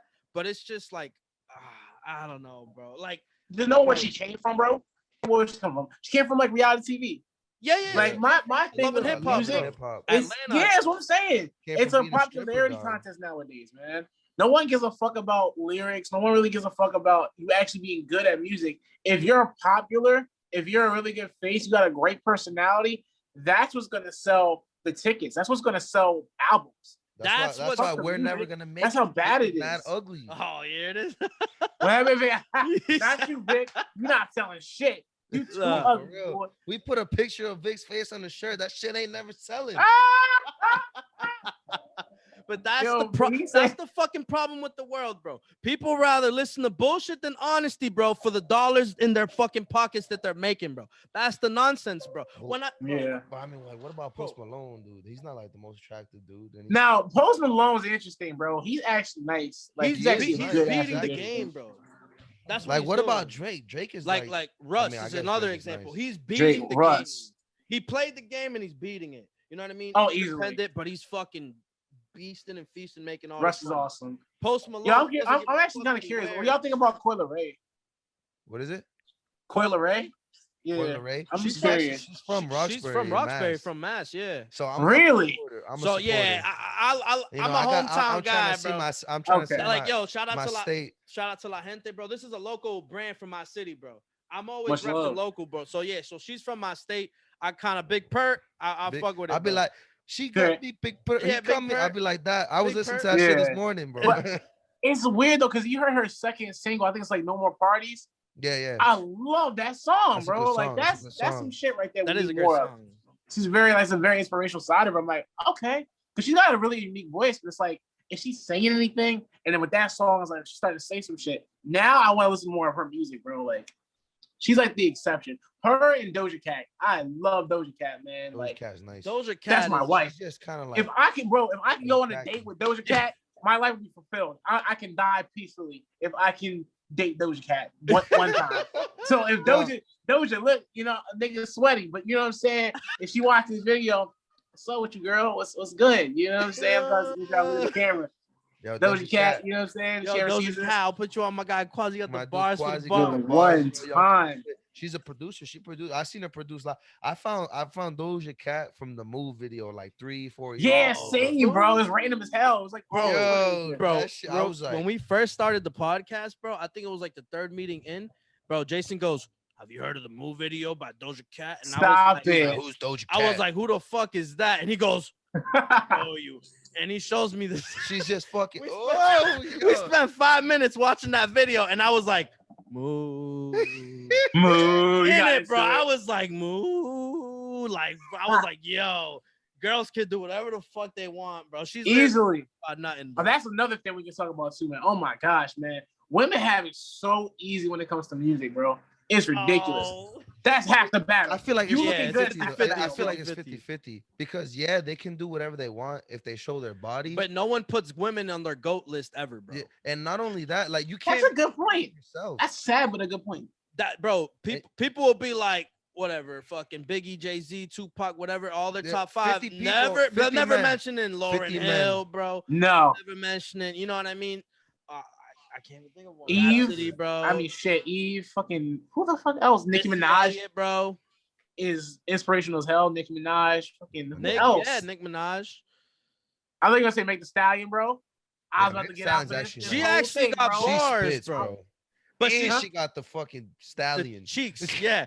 You know what I'm saying though? Like if she didn't dress like that, no one would like listen to her music, bro. That's I'm not facts. saying she don't got bars. If she's not, I think that's what puts her on that high level. if Is she's like not that talking- hot girl summer is like yeah, that's if the she's not idea. talking about sex and shit, but that's Exactly. that's the sad thing about women in the rap That's game, what I'm is that saying. they have to Like they can show do they whatever have to they show want. their They gotta body, show bro. something. They gotta kind of, you know, Play the literally, game, bro. literally, bro.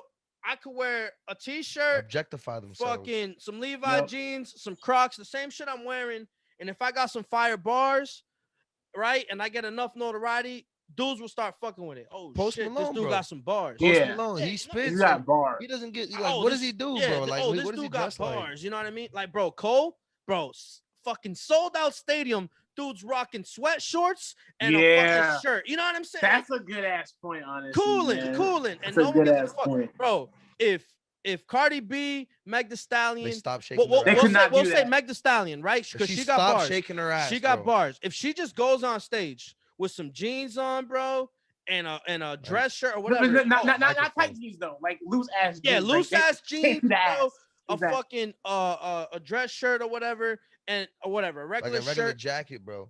cooling, No twerking. and she's just No sitting twerking. there like rapping, like yo, dudes are gonna be like, man, Niggas would be mad bored. Like, yo, Yeah, say even something. some girls like That's yo, how bad that's it is, like bro. that's why I feel like girls like that term hot girl summer. I feel like I always hate that I talk when we talk about females because like I don't want to talk for them because you know they have their own feelings about what the shit is. But, Yeah, like, facts. like from I just always from feel a like I'm man's coming at them perspective, by yeah, accident. I'm not trying to come at women. Like I love Yeah, women. yeah. I love Me too. like, I love I was the women raised that by are, women. I are, just Same. are themselves. You know what I mean? It's Gotta just- put that It's PSA just out. not for sure. fair. I feel like it's not fair seeing the stuff like the way that it is. That women Like- have to, not women, that women will do. You know what I mean? Or like And that kind of have to and, do. and the fact that They the have the media, to. same yeah. level as dudes. but look, but in Yeah. the fact that the media consumes it and they're like, yeah, the fact Meg Thee Stallion is number one and she's the one hot girl summer, whatever, shaking her ass. Like the fact that we're consuming that and not consuming like hers music or Rhapsody's music at that same level Reese just proves Steves. Like, yeah. proves, like what the people want. You know what I mean? We push it so that the people, when they want to be like, oh, I'm gonna be a female rapper, they're gonna do Yeah. the image that's top, not the image that's being Yeah. fucking neglected. And that's And being it's sad though, shadow because like you see that balance with like male rappers easily. easily. Because for every Future, I can give you a Kendrick. You know what I'm saying? For every J. Cole, you know what I'm saying? I can give you A Lil Uzi. a fucking Uzi. Exactly, man. There's balance in hip hop with men. But with women, you don't see a rapper who looks like, you know what I'm saying? I don't say me, but like dressed in mad regular, wearing a hoodie. Like I said, like you said earlier, make the sign. She did not show that ass. She didn't do no twerking, and she just spit straight bars, told a story. Would I be interested? And that's the question right there. Well, most guys be like, man, she ain't shaking no ass. I'm good. It's whatever. You'll pass on her. She's not good at the bar. If the bars aren't there, but it's like women gotta do a lot to get noticed, bro. And It's a gift and a We curse. as in my men have opinion. done it to ourselves. Yeah, We've done it to facts. the world. that, yeah, I agree. We kind of moved the game because look, I'm All telling the you, women, all the women, rap- y'all all- let me defend yourself, please. I'm not speaking. Yeah. I'm only speaking from a man's perspective. Yeah, this is all I'm saying. Like Wait. hip Let hop. me Wait, say wait, something real quick. All right. Hip hop videos. You see, the dude. You see Chris Breezy. He's dancing and shit. You Yeah. see, you know what I mean? No guidance episode. Man, shorties, bro. Episode. Yo, Oh, facts. the no guidance. Wow. Yeah. The no guidance video. Man, shorties. You even see Drake like, damn, bro. There's mad vibes in here. Oh man, you know what I mean? Like, and then the shorties are in the back and shit. You know, it's always they're throwing money at the shorties, bro. Like, Yeah. it's always like it's because we've. That's like what sells. Bro. Culture That's what is. It's the culture, And bro. then, all right, because it sells to men, women want men's attention. No, right? That's kind of like what it is. Oh Because yeah. women want Oh. men's attention. They start doing those things, which kind of sucks. Like, Or they want that validation. or is Thank it you. like? I was about to But say, then, man, that's the drug. That is a woman's drug. If validation was a drug, women are the biggest addicts ever when it comes to validation. They do shorties want to everything go for on people. vacation to post like pictures, bro. Yep, pretty much. That That's what people like them. it's the like- same poses. It's the same. Like you'll see the same pose. You'll see Instagram like a bit. You'll see the same You'll be like, caption. you'll look at the Yep. location. It's almost like a let's- Bible verse or something like that. Let's say you'll see the location like fucking. You know what I'm saying? Like Like Yeah. Punta Cana, bro. Like Saint Trapeze, bro, by J. Cole. He says Yeah. it's like a shorty with her fats, and then she has like an inspirational quote as her caption.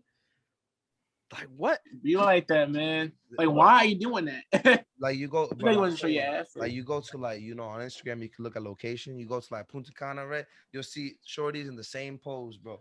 Like this, fucking like just Yep. trying to show the. The kids. one where they had the ass on the sink, that's the one. That's the signature. the one, the Ass on the ass on the signature sink, for me, bro. man. What's up, bro? Or That's the the signature one. it's always the same caption. The I don't know what my hands doing, or the awkward hand. Oh, They go man. like this, bro. Yo, But I Yeah. feel like I'm. we're fucking women up right I know, now, I bro. feel Women, like- I love women. I know. I feel like swear. I'm hating on these women, bro. This is from a man's perspective. please. Listen. But like, but look, all right, so the conversations I've had with women, they do that. Like some of them be like, no, but that just makes me feel confident within myself. Like I find it Yeah. hard to believe because, like, again, those are the things that you feel like you're doing it for yourself. Like, let's say I went to college, but you're too. subconsciously Like, doing you it for. feel Well, I I feel like feel I was like doing this it for though. myself. Their confidence comes from their validation that they get from men. That's what makes them confident. Like if I can put my ass on the sink, I get 500 likes. I'm confident in the motherfucker. I'm so confident if I'm in a woman's mind. So now if I already know I'm the shit, I'm not gonna take your disrespect or anything like that. Like what I'm gonna turn you down. I'm gonna ghost you. Like you're not gonna, you know what I mean? Like that's when they start treating people disrespectfully and they start acting all toxic and everything like that because it's cute. It's not cute. You're full of yourself. And that's what I realize now with women. Like for me, bro, I am single as single can get, bro.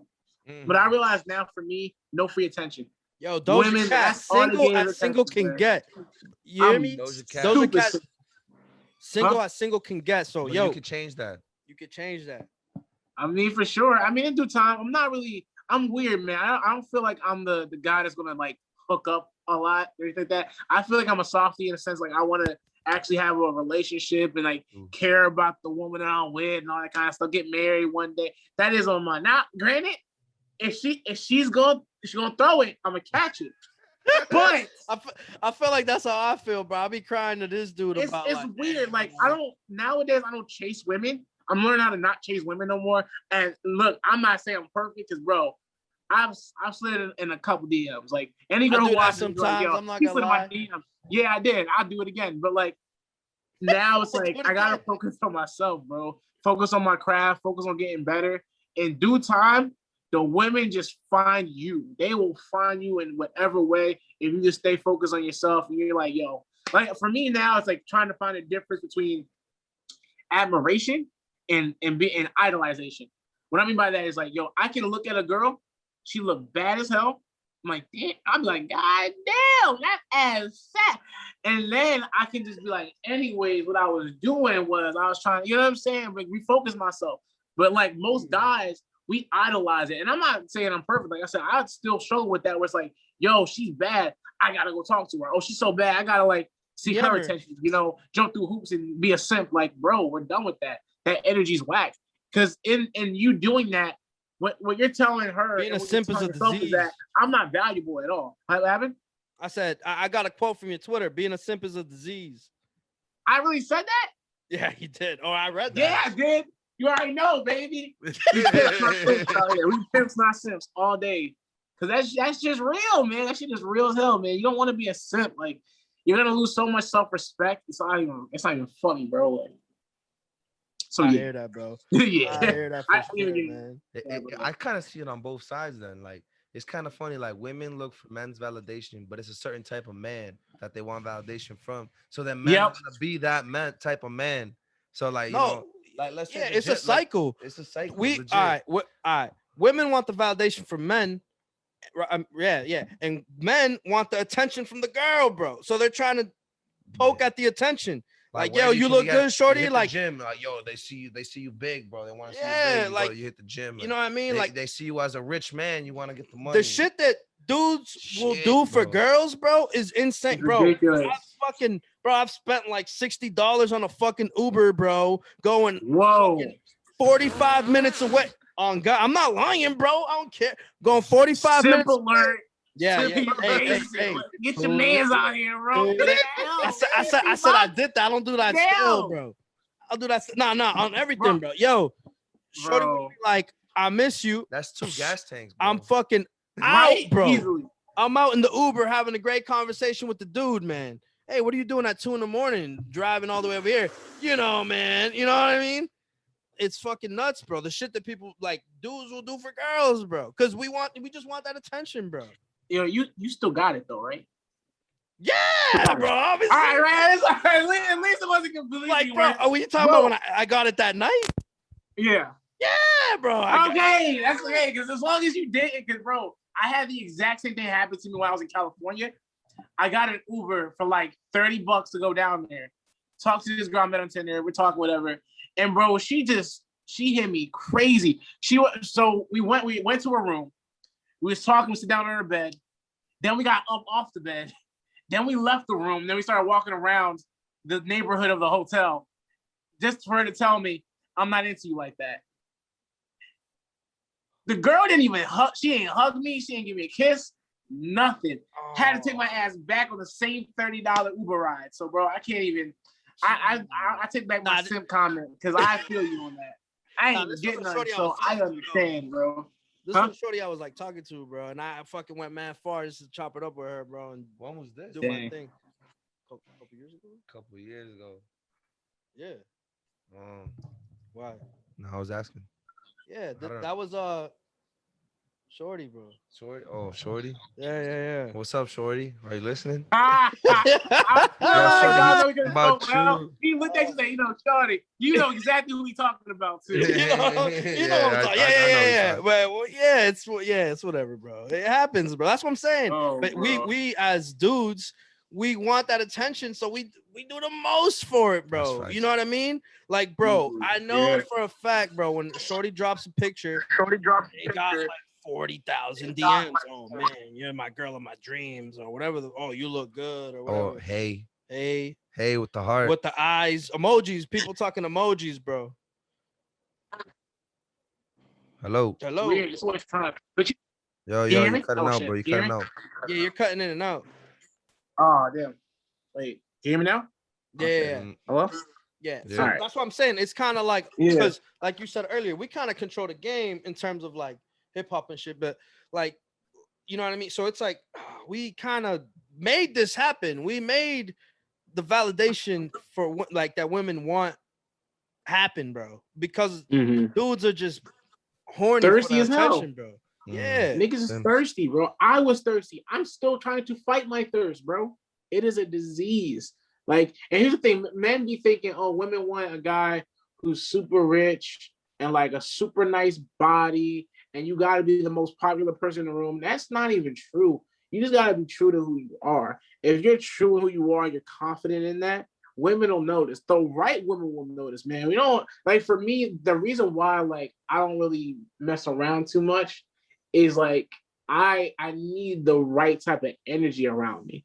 Shawty got a nice body, she got a nice ass, good tits, but her energy is so toxic. I can feel it. I can feel it sometimes. Even when you have a conversation with her, it's like, damn, what she got going on for herself, man? Like, Other than the looks, bro. Like, Yeah, damn, yeah. I can't even talk to her for more than 5 minutes. Like, I don't need that right now, man. I need to be able to say, like, oh, I can talk to you and I can actually like get a good vibe from you. You know what I'm saying? Like, that's a huge thing that a lot of guys overlook because they're like, yo, look at the yams though. The yams are crazy. I don't fuck what she gotta say.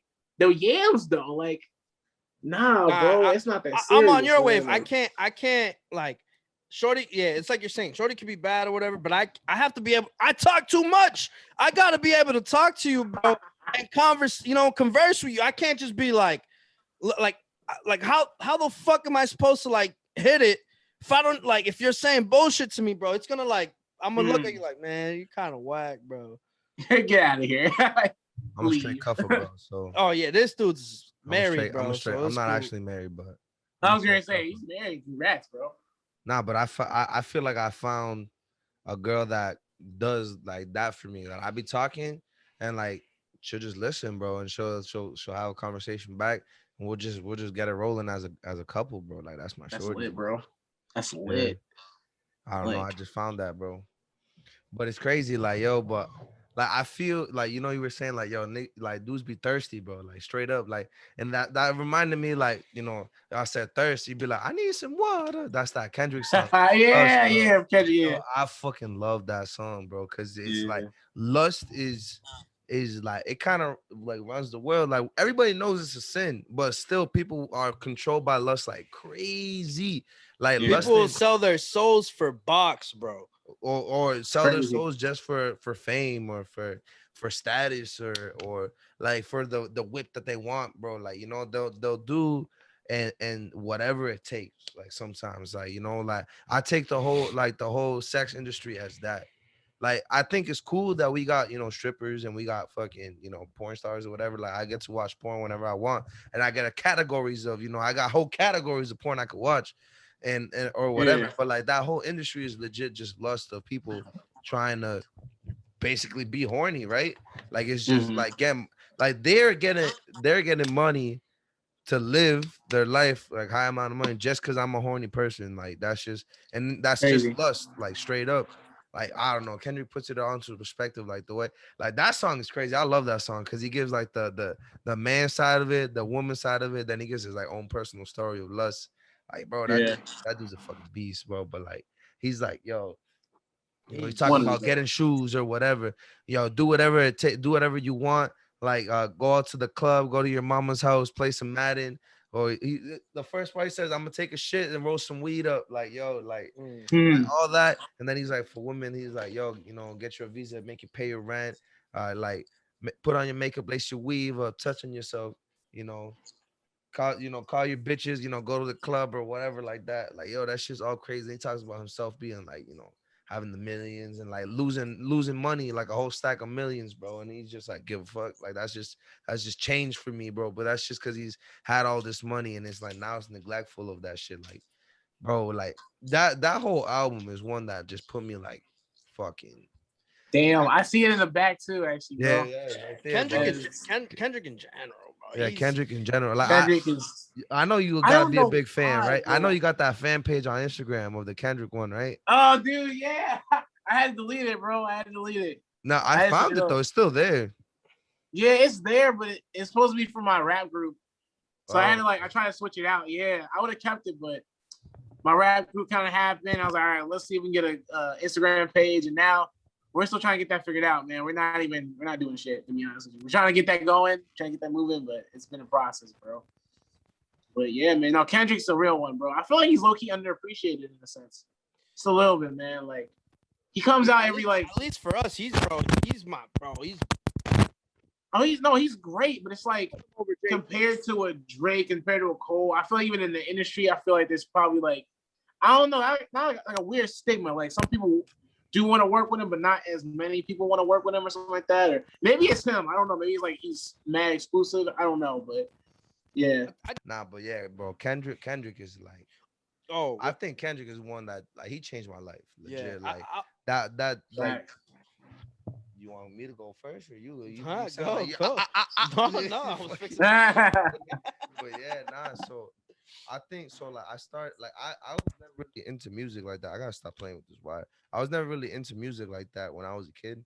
But then like in college, like when I started like trying to find myself, I realized like music was like obviously I don't make music. I'd be trying to rap. Like I'd be saying I'm a part-time rapper, but I'm kind of ass. Like it's just me trying to be funny, man. bro. Try it, Goofy ass man. story, Good bro, thing about you this dude tried saying it. he's a part-time rapper, Yeah, bro. but like so, but like when I found music, like it really helped me like understand myself, right?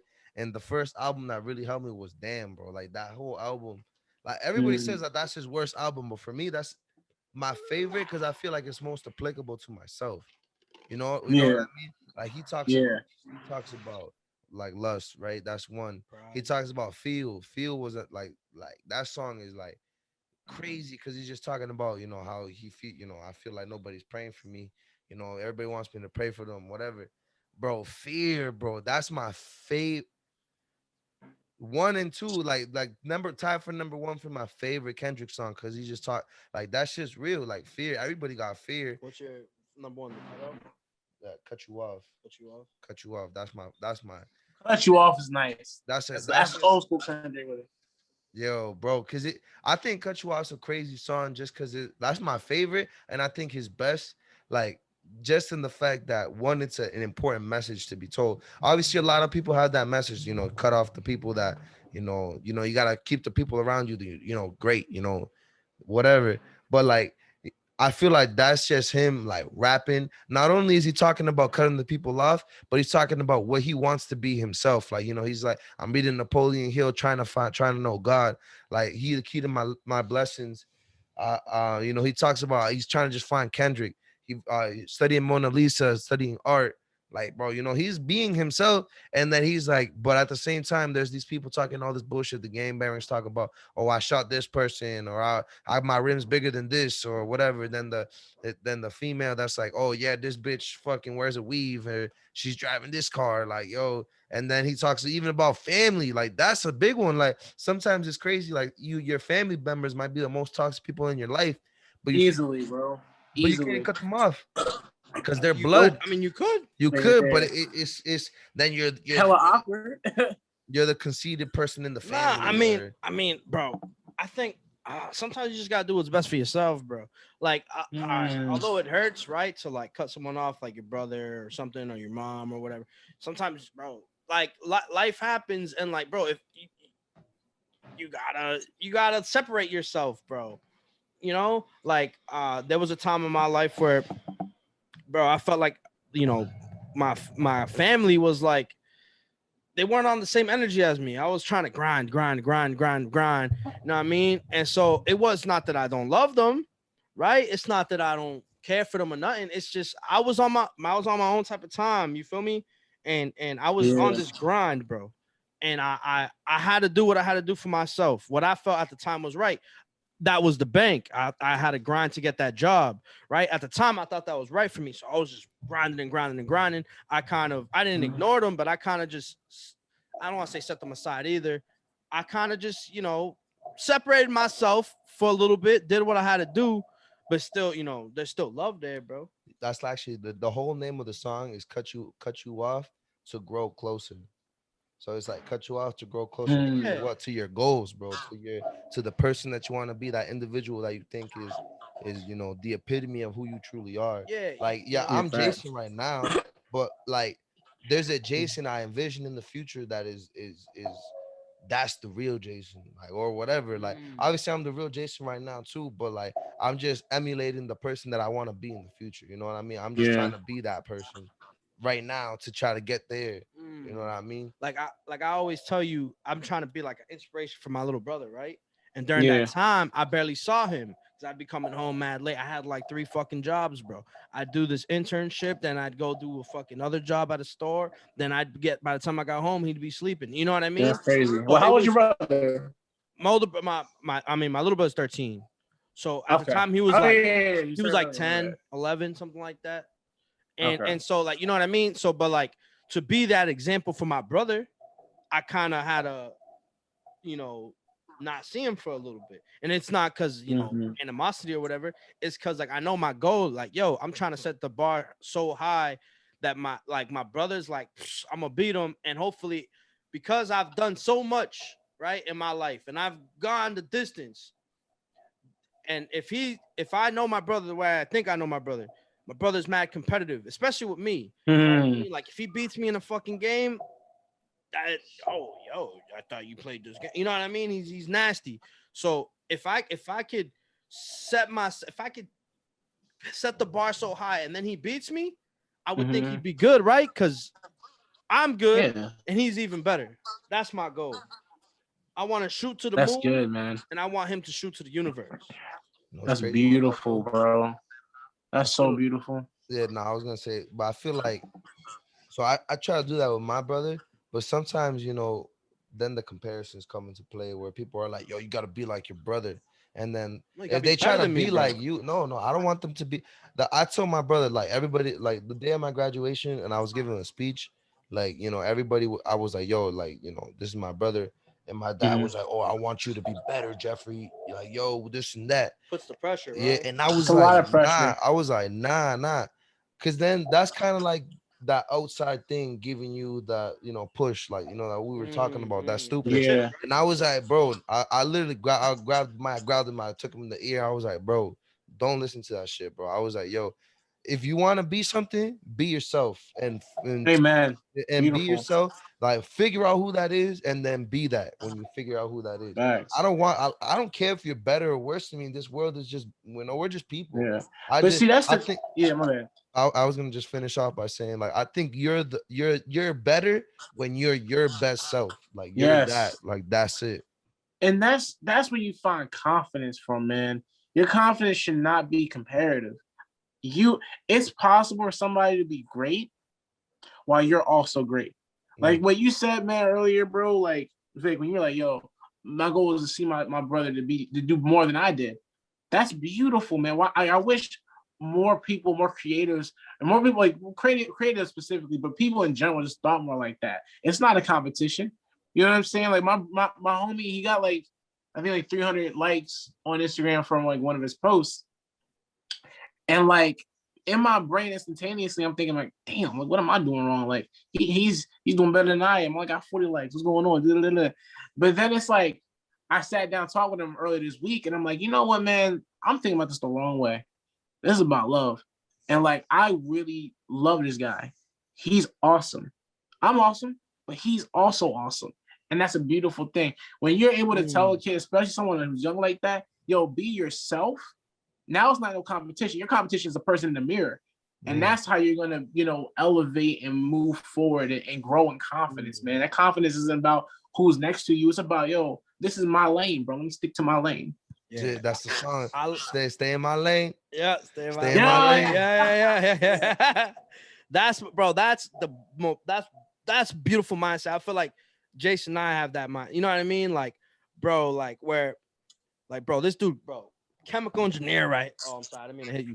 Chemical engineer right here, bro. Fucking graduated, bro. Like you'll see, some people, I feel like they'll have that mindset where they're like, it's not even that deep. You know what I mean? They be hating, bro. Yeah, facts. You don't understand for no damn reason. how fucking proud I am of this dude, bro. It's all love, bro. Like I'm not, bro. I don't compare my level, whatever, to this dude's level, whatever, bro. Nothing but love, bro. I'm so proud of this dude, bro. I saw this man. Bro, his computer's right there, bro, in the corner, bro. I would look at this. I'm saying, right here, bro. I would look at this dude stressing the fuck out, bro.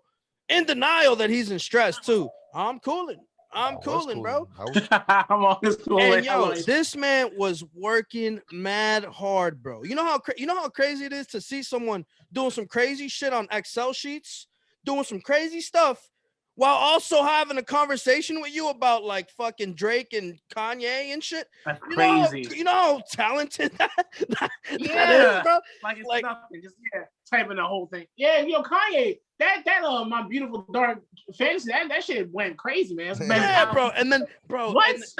It's insane to me, bro. Like, you don't understand, bro. And it's not even like I don't understand like how people could be like, nah, bro, I could do it. I'm hating whatever. I'm hating on Jason. Like, bro, that shit like motivated me, bro. Like, bro, it actually like, cause I kind of like, I don't want to say I coast, but I kind of just be cooling. I let life be life. You know what I mean? Mm-hmm. And thanks. It kind of like motivated me to be like, all right, let's come up with a little plan here and let's fucking get rolling. You know what I mean? Yeah. And thank you, bro. Thank you, dog. You're welcome. You my dude, bro. I'm telling you. Those are the best type of friends to have, man. Like, you need people that can motivate you, bro. You know what I'm saying? Like, especially for where I'm from, man, in Reading, bro. Niggas is mad, like, just stingy. I don't know what it is, man. That it's was just one of like my questions. I was actually gonna ask that. I was gonna say, how is the rap game like? Do you get a lot of support? Because like I know where we come from, like we're lucky, like, man. We're lucky. Where we come from is really small, and the people come like we're all very similar in our stories. You know what I mean? Like there's a lot of Hispanic people, and we all got like similar background stories. Like, so when someone does something, we all do it. Yeah, it's like we all succeeded. Everyone in Chelsea has a podcast, bro. Yeah, like this is the podcast of Chelsea. You know what I mean? Like we're just representing the people. We're representing ourselves, but at the same time representing our city, the people in our city and stuff like that. So I was gonna ask you, like, how was the game where you come from? Like, is that similar or what? In a way, it actually is. It is similar in a way. Like even with how you described your town is kind of like how my town is, predominantly Hispanic. I hear not Boricua. What's it called? Reggaeton. I hear reggaeton all the time. Bachata. I hear that all the time, bro. Huh? Like Bad Bunny? Bad Bunny now. I mean, I don't personally like him, but I know a lot of people who do love him, though. A lot. He's like the Drake of reggaeton. He is. He's like the Drake of reggaeton. No kidding. That makes a lot of sense. He is very, very popular, but now a lot of people I know they rock with him. But yeah, like it's a lot of love, man. There is love and there is a sense of support, but I feel like it could be a little bit better. Cause like I said before, I think, man, niggas be mad stingy, bro. Like I feel sometimes that spirit, like no one is like really like, I don't say that no one, because it is, I'm not gonna say like it doesn't happen, but like I feel like there could just be more of it, more support, more love. Like there should be no reason why everybody should not be reposting everyone's post, not just even mine. I'm talking about like, there's other artists who are dope as hell. I want to see him have like 50 shares. There's no reason why you shouldn't have 20, 50 shares if you're dope and you know what I'm saying, the city's backing you. I don't see that with like a lot of artists out here. But also on top of that too, I feel like myself included on this, a lot of the artists where I'm from, we get like really stagnant because we're just thinking about life. We're just trying to make it through. We're trying to survive. We got bills to pay, and people got big moms, all this, that, and the third. And it takes away from the music. You know what I'm saying? Like, I'll be seeing somebody, like, perfect example, one of my friends, he's one of the dopest rappers that I know. I feel like he's better than me, like, lyrically. He's very, very good. but like he's had to deal with life. You know what I'm saying? Like, he's had to like go about life and just learning how to, become a dad and all that. And because of that, me and him started rapping together in like 2015. I hadn't heard from him for years musically, but now he's starting to get back into it, and which is great. But that's like the curse, I feel like, of everybody in my town. Like, there's just like, you start doing it, people hear you go and you're doing your thing, and then you just drop off hard. I could tell you multiple people, not by name of course, but like multiple people who are like, yo, I heard you. Now it's like, where did this nigga go? Like, where he just up and ghosted on rap. He ghosted on the music, and he was nice. So I feel like the support, there is support, but there could be more of it. But if there was like more people being consistent about it and showing them their passion for it and just coming in, every week, every month, doing their thing, it will make the support that system more possible, in my opinion.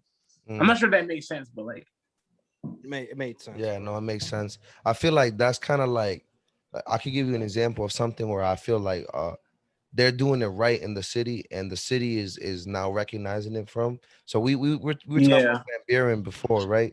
Like, I don't know, you say you didn't know who they were, but Van Buren is like the Luke Bar. Luke Bar's in that Luke group. Bars is in that group. It's like a group of 10 dudes. I think it's 10 dudes. It's like 4 producers, a couple artists. No, a lot of artists. Mad artists. Yeah, and nice. they basically just make music together, right? They're from Brockton, Mass, and like they're really killing the game. Like, legitimately, bro. Like, I can't stress this enough. We kind of talk about them every episode just because I know and I feel it. Like, we had Luke on, and I didn't like, his project is beautiful, right? Yeah, and he's a fucking artist, like an artist with his words, bro. That dude is such an artist, bro. We went to his album release party, bro, and dude, literally, he dapped him up. Yo, Luke, bro, congrats on the album, this and that. He was like, appreciate you, dog. Puts on his headphones and he's practicing what he's gonna do on the stage, himself, bro. By himself, bro. Just pacing around the party, bro, while everyone's fucking drinking, sipping and chilling, bro. Cooling, bro. That's commitment, bro. Yeah, and he's just like that, bro, yo. He's an artist, right? So they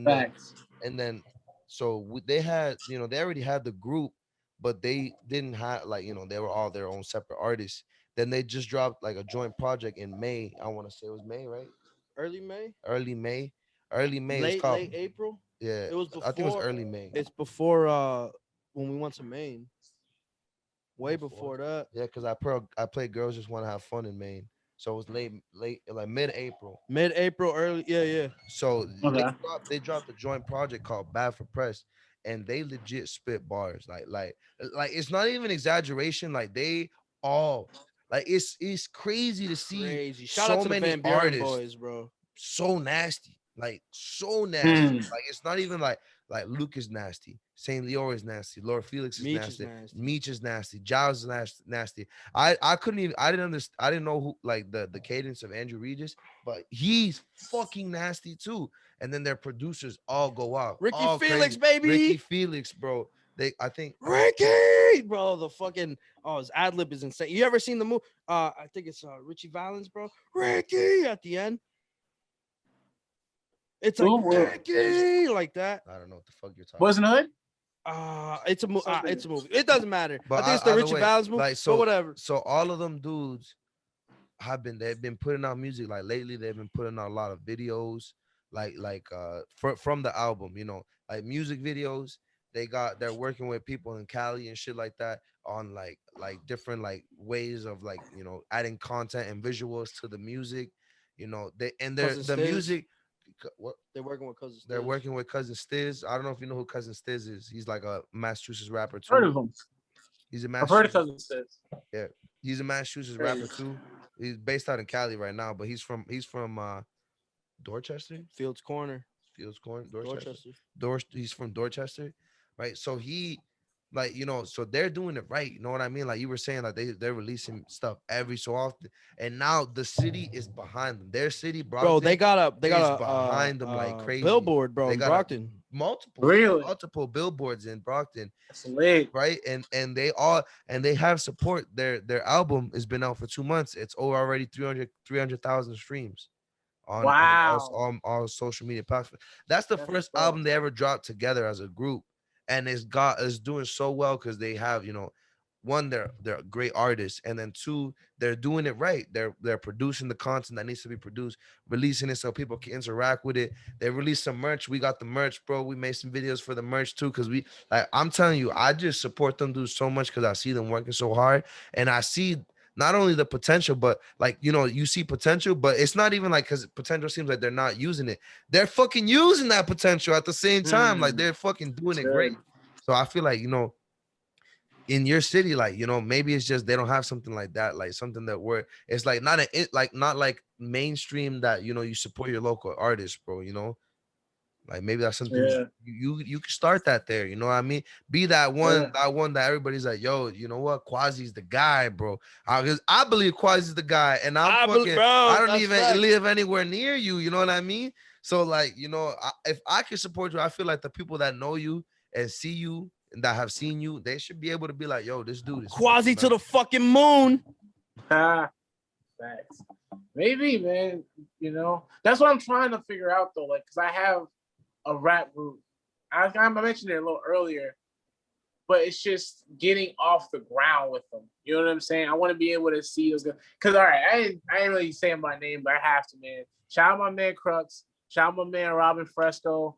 Like, who else is in there? My man Joe Penny. Like, those guys, I gotta put this, like I said, like, they're better than me. I'm really willing to say, like, you think I'm nice when you listen to my man Crux, man. Like, he's very influenced by Lupe Fiasco. You're gonna have to put us like, on, bro. Put us on, bro. I will. He doesn't have any music out yet, though.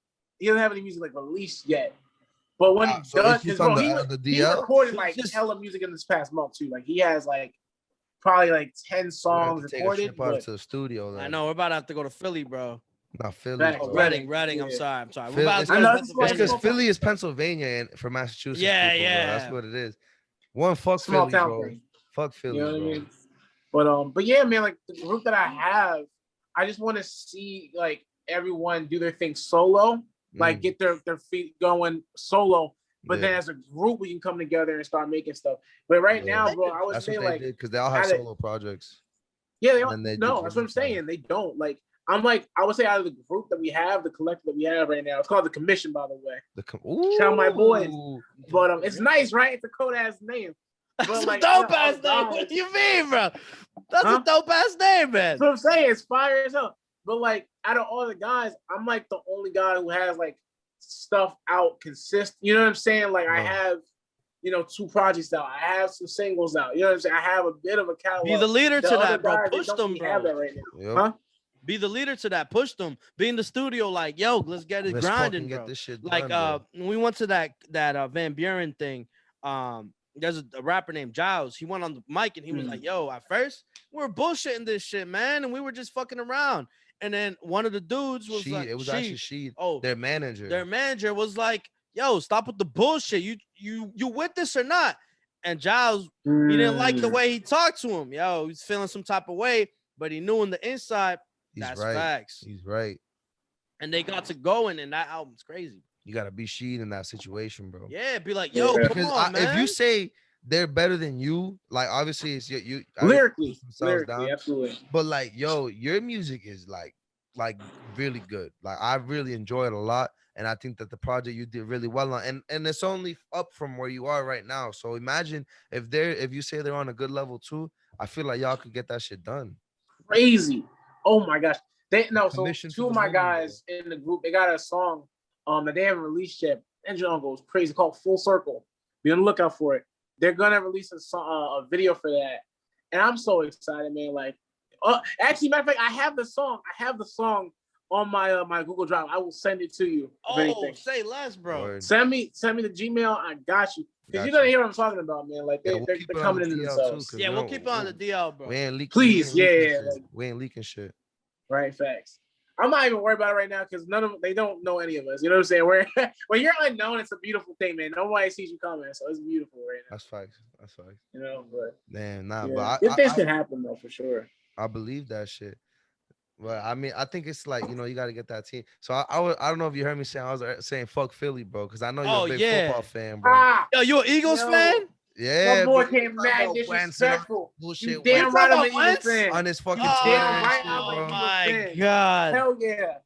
And Wentz, he had to go, bro. Wentz had to go. Yeah, he I did, love bro. him, but like After he had tore to his go. ACL, he was Huh? done, bro. After he tore his ACL, he was done, bro. Yeah, When he got that hit to the knee, he like, went after that, down. he never came back from that shit. He never did. All I'm Like, saying, it just got worse every season, bro. It got worse every single season. all I'm saying He's is gone. New England Patriots are the greatest franchise. Oh, this guy. Hey, ever. we're from Mass, bro. In That's where I in grew Where up. your football history. quarterback at, In though? football Where your history, quarterback at? bro, all I'm saying is the biggest I choke saw artist that. other than the Cowboys, bro, in the NFL Oh, has to be stop. the Eagles, bro. But who won that Super Bowl though? Who won that Super Oh, Bowl? That shit Who didn't got that happen. Super Bowl 52? that I'll shit take didn't that even one. happen, bro. I'll take that one. Bro, That shit You that got was one the Super worst day of Bowl. my life, bro. I swear to Bro. God, that was the worst day of my Yo, life. bro, I kid you not, Y'all bro. both Pats fans? Oh Yeah. no, Bro, stop. bro, legit, I was crying, bro, because imagine I watched Since the the Seahawks. day I was born, bro, bro. I watched, but no, not only that, but like the previous Yeah, season, right before that, we watched the Seahawks, the Malcolm Butler interception at the last minute that gave the Pats to win. We watched the comeback of comeback, the greatest comeback. The greatest Oh, fucking against the comeback Falcons. in sports history. And you know what else is you know what's number 2 to the greatest comeback in sports history? Another fucking Boston comeback. The Red Sox coming back 0-3 against the New York Yankees in 2004. 2 of the greatest comebacks in sports history has been in fucking Boston, bro. I don't care what anyone says. We're the greatest sports franchise ever, bro. And we're championship city, bro. And watch when the Red Sox will win in the fucking World Series again. I gotta get that to you. 21. I gotta Watch what's gonna happen, bro. Anyways, I'm sorry. Dang, nah, I gotta get that to you though. Boston's pretty nice with the sports. But watch out for my Sixers though. But listen, hey, watch out for the Sixers though, cause we gonna cover the chip this year. I know it. This is our year. We gotta get that finals, bro. Y'all are not getting past Brooklyn, bro. Nah, get out of here, man. No, we got that. All I'm saying is, if my Oh, seeds Joe couldn't get past Brooklyn, and the Bucks are struggling, they got smacked by Brooklyn without James Harden, y'all are toast, bro. Oh, stop. Y'all see, it is. Nah, Philly's an underdog, man. You got a mini Giannis that can't shoot, and Ben Simmons, man. I don't want to hear. I know, but he's nice though. He's still figuring it out. Though he can't shoot for shit, but he figuring it out. With it, Joel Embiid, you know what I'm saying? Like they got something. And that's my team. I got backed them for life, bro. Other than the Cowboys, bro, the biggest choke artist team in the NFL is the Eagles. Oh, how the fuck, bro? How the hell do you have T.O.? How do you have Terrell Owens, bro? Bro, one of the greatest receivers on ever, bro. You're not gonna go there with me. On the team, man. You got an all-star team. And you don't win a chip with that team, bro. McNabb, bro. I hate McNabb with a passion.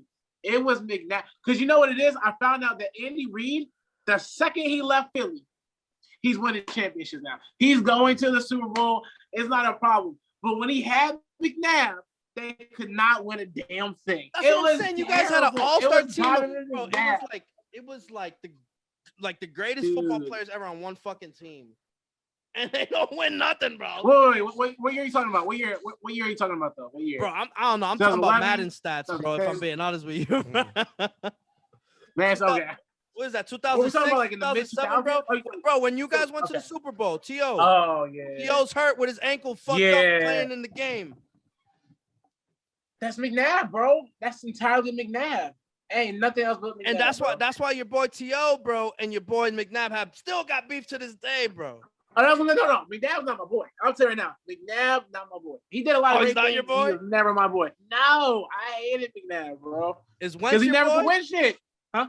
Is Wentz your boy? Nah, now it's Jalen Hurts. Yeah, he was. He was until he got hurt. What? After 2019, was it 2019 to last year? Not really so much. Last year, he was gone to me. He was dead to me. I was like, yo, you're done, bro. You're terrible. So now it's Hurts. But like before that, I loved him. I love Wentz. I was like, yo, he's our savior. He's gonna do it. Nah, he's our savior. I thought Nick they got injured. Savior. Nick Foles, yeah, he was. That's man. so crazy. But man, Nick Foles Dynamite is your savior. Asshole, huh? He looked like Napoleon. Like outside of like the postseason, Nick Foles was ass. Like regular season, Nick Foles, nah. He never beat Mitch Trubisky in Chicago. He never got that starting job because he is terrible in the regular season. He's fucking garbage. But he did save us. He was the one who won the Super Bowl. I'm not gonna lie. But no.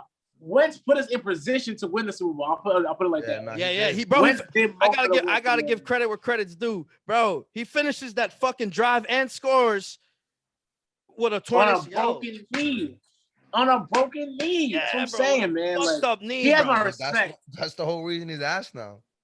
Nah, he's also asked because the Eagles don't have an O-line, bro. Exactly. Yeah. And like, talk about it. Yeah, like anything up, bro. Even the GOAT Tom Brady. Look at the season where we went 0-8. I mean 8-0, and then we lost to the Ravens, and we started losing like crazy. Was that 2 years ago? 2 years ago when we lost to the Titans.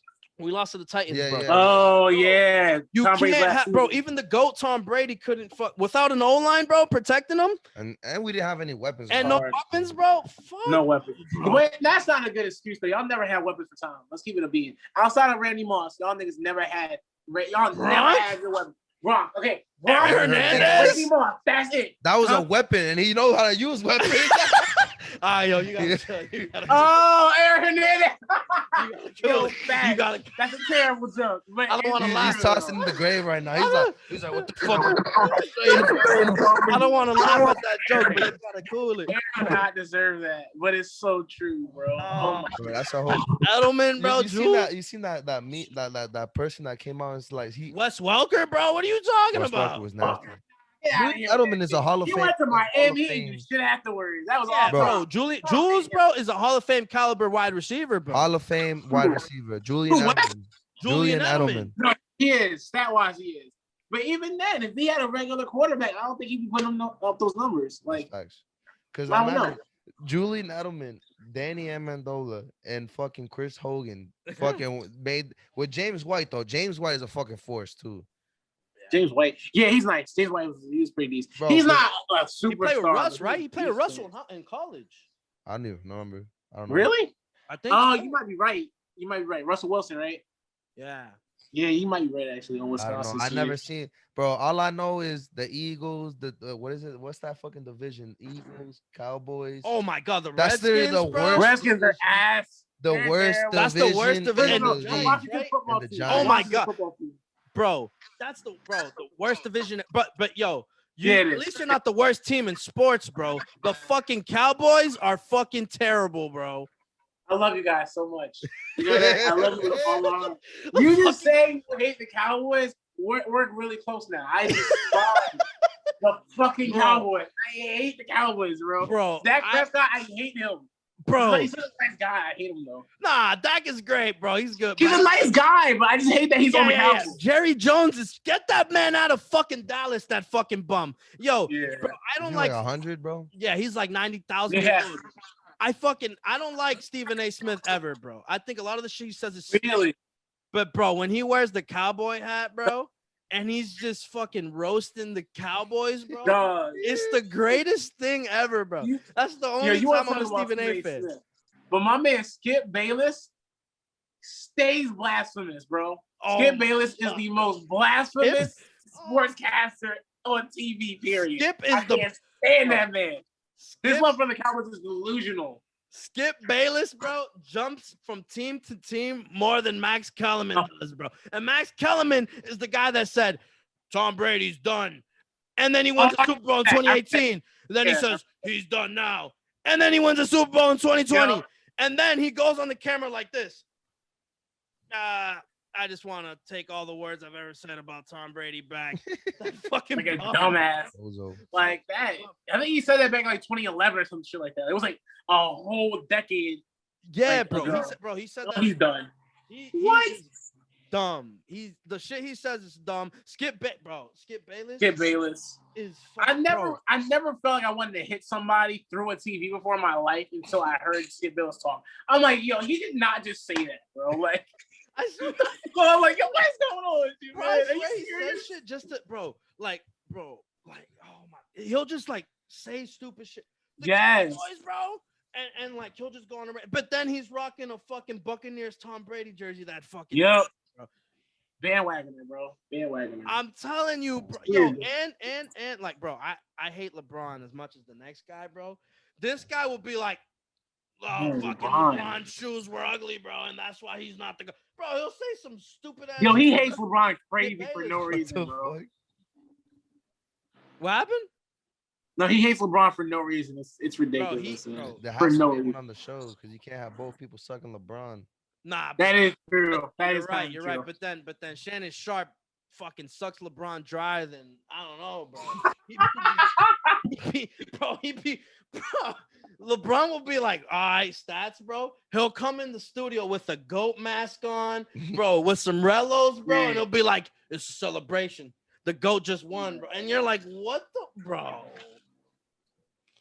And then y'all gotta be thinking. I gotta watch what they said after they got exited. But LeBron. Oh, you're right. I gotta watch that. I gotta watch the Undisputed because that's probably the only time Skip Bayless is ever gonna be funny on TV, bro. Right. Everything that man says is blasphemy. Bro, I want to have Skip Bayless on the show just so I could argue with him, bro. Yo, facts. That would be so much fun. I'm down for that petition, bro. Yeah, like, bro, that's podcast jumping. He just, bro. Is that their job? Are they supposed to just say stupid ass shit, bro? Because they get paid for that, bro. Like, yo, if you're like, some people are gonna be like, oh, yo, he's right. You know, those people that support, fuck LeBron. This man, he's good. But the people that other people are gonna be like, I understand the hate on LeBron because I fucking hate LeBron, bro. Right? I fucking he's too great. 3, bro. Yeah, great. But bro, how are you gonna hate on the greatest coach ever that ever coached in the NFL, bro? Skip Bayless hates Bill Belichick for no reason. Yeah, he is the GOAT of coaching. He's one of the best coaches. He's won a couple Super Bowls, so not a couple. A couple? I think 5. A couple? What do you mean a couple? That's what I'm saying. No, I stopped myself. Yeah, I think he won like 5 Super Bowls, right? Something like that. 7 because he won one before he was. Oh wait. With the Giants when he was on the coaching staff. So he won 6 with Brady. Yeah. And then he won one right before that with the Giants. Yeah. So he got 7. Technically, 7. Wow. Okay. Good point. Bill Belichick's the greatest coach. Not a couple. Definitely not a couple. More than. But you didn't let me finish, bro. That division, bro, that shit's ass. I remember it was like 10 games into the season. The Eagles, if they win today, can be in first place of division, bro. 4-6. 4-6. I feel like my grandma could play quarterback for like any team in the NFL and beat one of those sorry ass teams. It was so terrible. No bullshit, bro. I was like, bro, that division's so ass. My high school football team was fucking garbage. We used to got a joke. We literally got a joke in Chelsea. It's called the Chelsea Special, bro.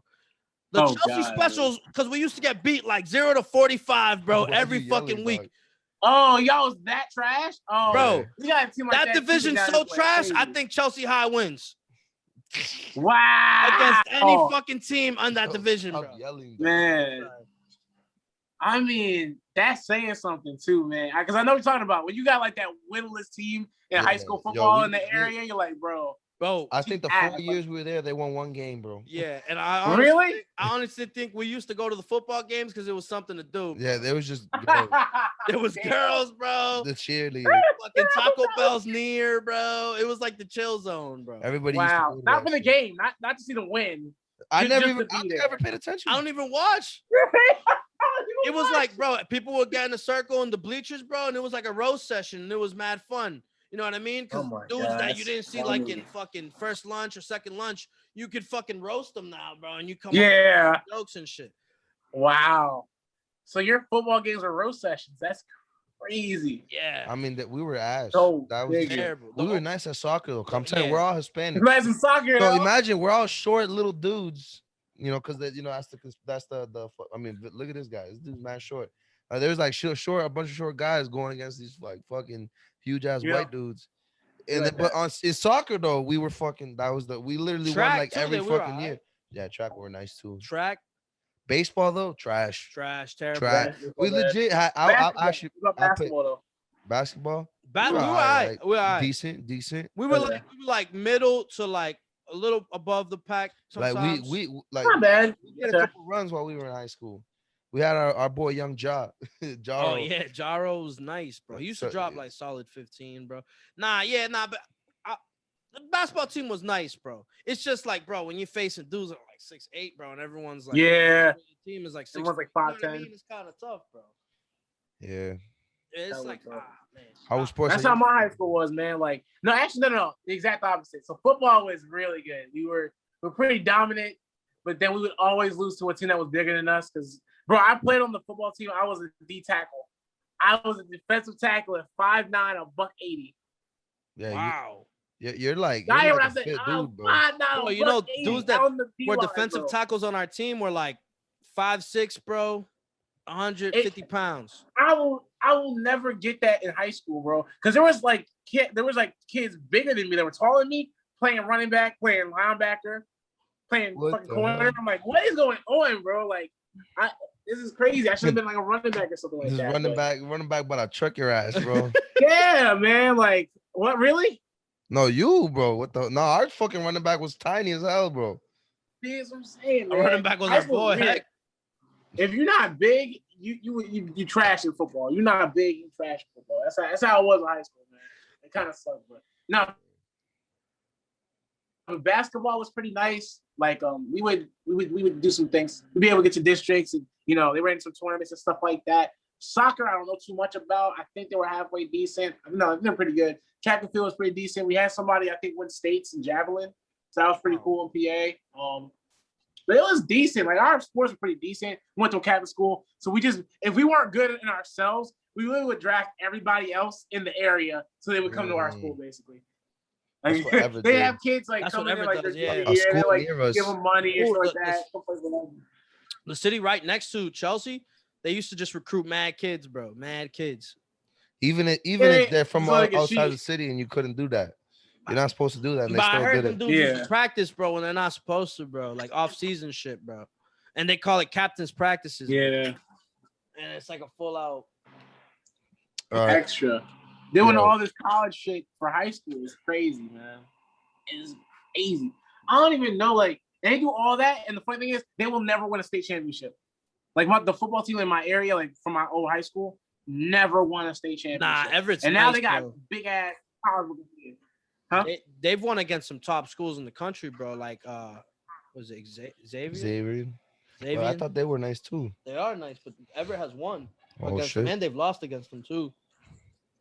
Yeah, they're fucking Shit. nice. Nah. You mean So, talking about the school out on you? Y'all talking about the school outside of town? Like, yeah. Outside, The one that was right taking right the next to our players. town, yeah. Okay. Shit. It'd be like But yo, yeah, I mean, it just comes to size, bro. yo. So just to Huh? go back to your music real quick, yeah, bro. yeah. We got this. Oh yeah. Football is my So- shit. I don't talk to nobody about football. I love football. But Yeah, bro. My bad. Football, that's like really. I used to watch like football and baseball a lot, but Bro, now that I know you're an Eagles fan, you're gonna get DMs from me, bro. Like, if the Eagles lose, you better, Yo, I'm Oh, that no. 4-6, yo, that shit. had I'm me ready dying. for it. you better, bro. Boy. You better be ready, I'm bro, not- because I got talk you, mad man. What's up shit. with Cam? Like, bro, No, that's cool. I can keep up with that. my- I fuck you too. Because Cam Newton, man, he wasn't it last year, bro. Let's Hey, talk bro. about that. Give him a chance, wasn't it. bro. bro, Give him a chance. bro. I'm telling you, this year with the weapons he has and the O-line he has and the defense, they're looking nice, bro. And I trust my guy Bill Belichick. Uh-huh. I'm right here, ladies and gentlemen, in the messy room right now. The Patriots are gonna go 11-5 to the playoffs. We go. I'm telling you right now. To Either the 12 or playoffs we 5 go. or 11-6. They went up an extra game, so it'd be either 11-6 or 12-5. Okay, 17 games 12-5 then. 12-5 then. Yo, bro, Cam 12-5. was All right, nice until bet. he got COVID, Put that bro. in the books. 12-5. We got it 12-5. on All right, video. put it in the books. Yeah, I'm 12-5. gonna clip this shit. Nah, but yo, I'm telling you, Cam was actually doing nice until he got COVID, though. Once he got COVID, they didn't practice for So you like got COVID. and then that was it, bro. They legit the Yeah, whole that team is a practiced point, for 2 though. weeks. See, you never Yeah. know. Now without this COVID, I mean, he wasn't half bad, but like, is he gonna win you 12 games next year? I don't really know. I just don't know. Cause homie gets injured all the time too, man. He's injury prone, man. Like he's nice when he's healthy, but he's never healthy, bro. He's never healthy. I love funny. Cam, but he's never healthy. I seen a thing that was like, oh, Giannis is not even close to a healthy AD, and then somebody was like, there's no such thing as a healthy AD. I was fucking. Wow. That's true though. That is true. That dude's been injured since the start of his career, bro. True. Since the start of his fucking career, Yeah, the brow has been injured, bro. All right, but The brow. the brow. To go back to your music, bro. In your Yeah. project, right? Quarter Life Crisis, bro. What's your favorite song in that shit? Dang, my favorite song. Dang, that's crazy. All right, I gotta run through it real quick. So SIML, Sam My Land's Pretty Nice, isn't my favorite though. I wouldn't say it's my favorite. All right, the last track is very That's a fire heartfelt. song. Not necessarily my favorite though. That's nice, but it's not my favorite.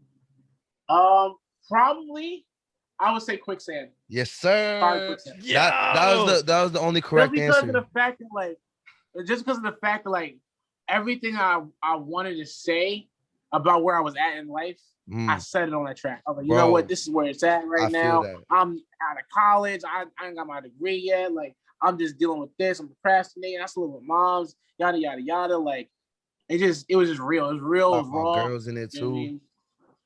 Oh yeah, the girl thing. Yeah. How'd it go? Oh, I hate. It's always good riddance whenever she good looking. I was like, yeah, I got my bag on that. It was. I literally wrote that, bro. What? Right there, Quicksand, bro. Quicksand is my favorite track on the album.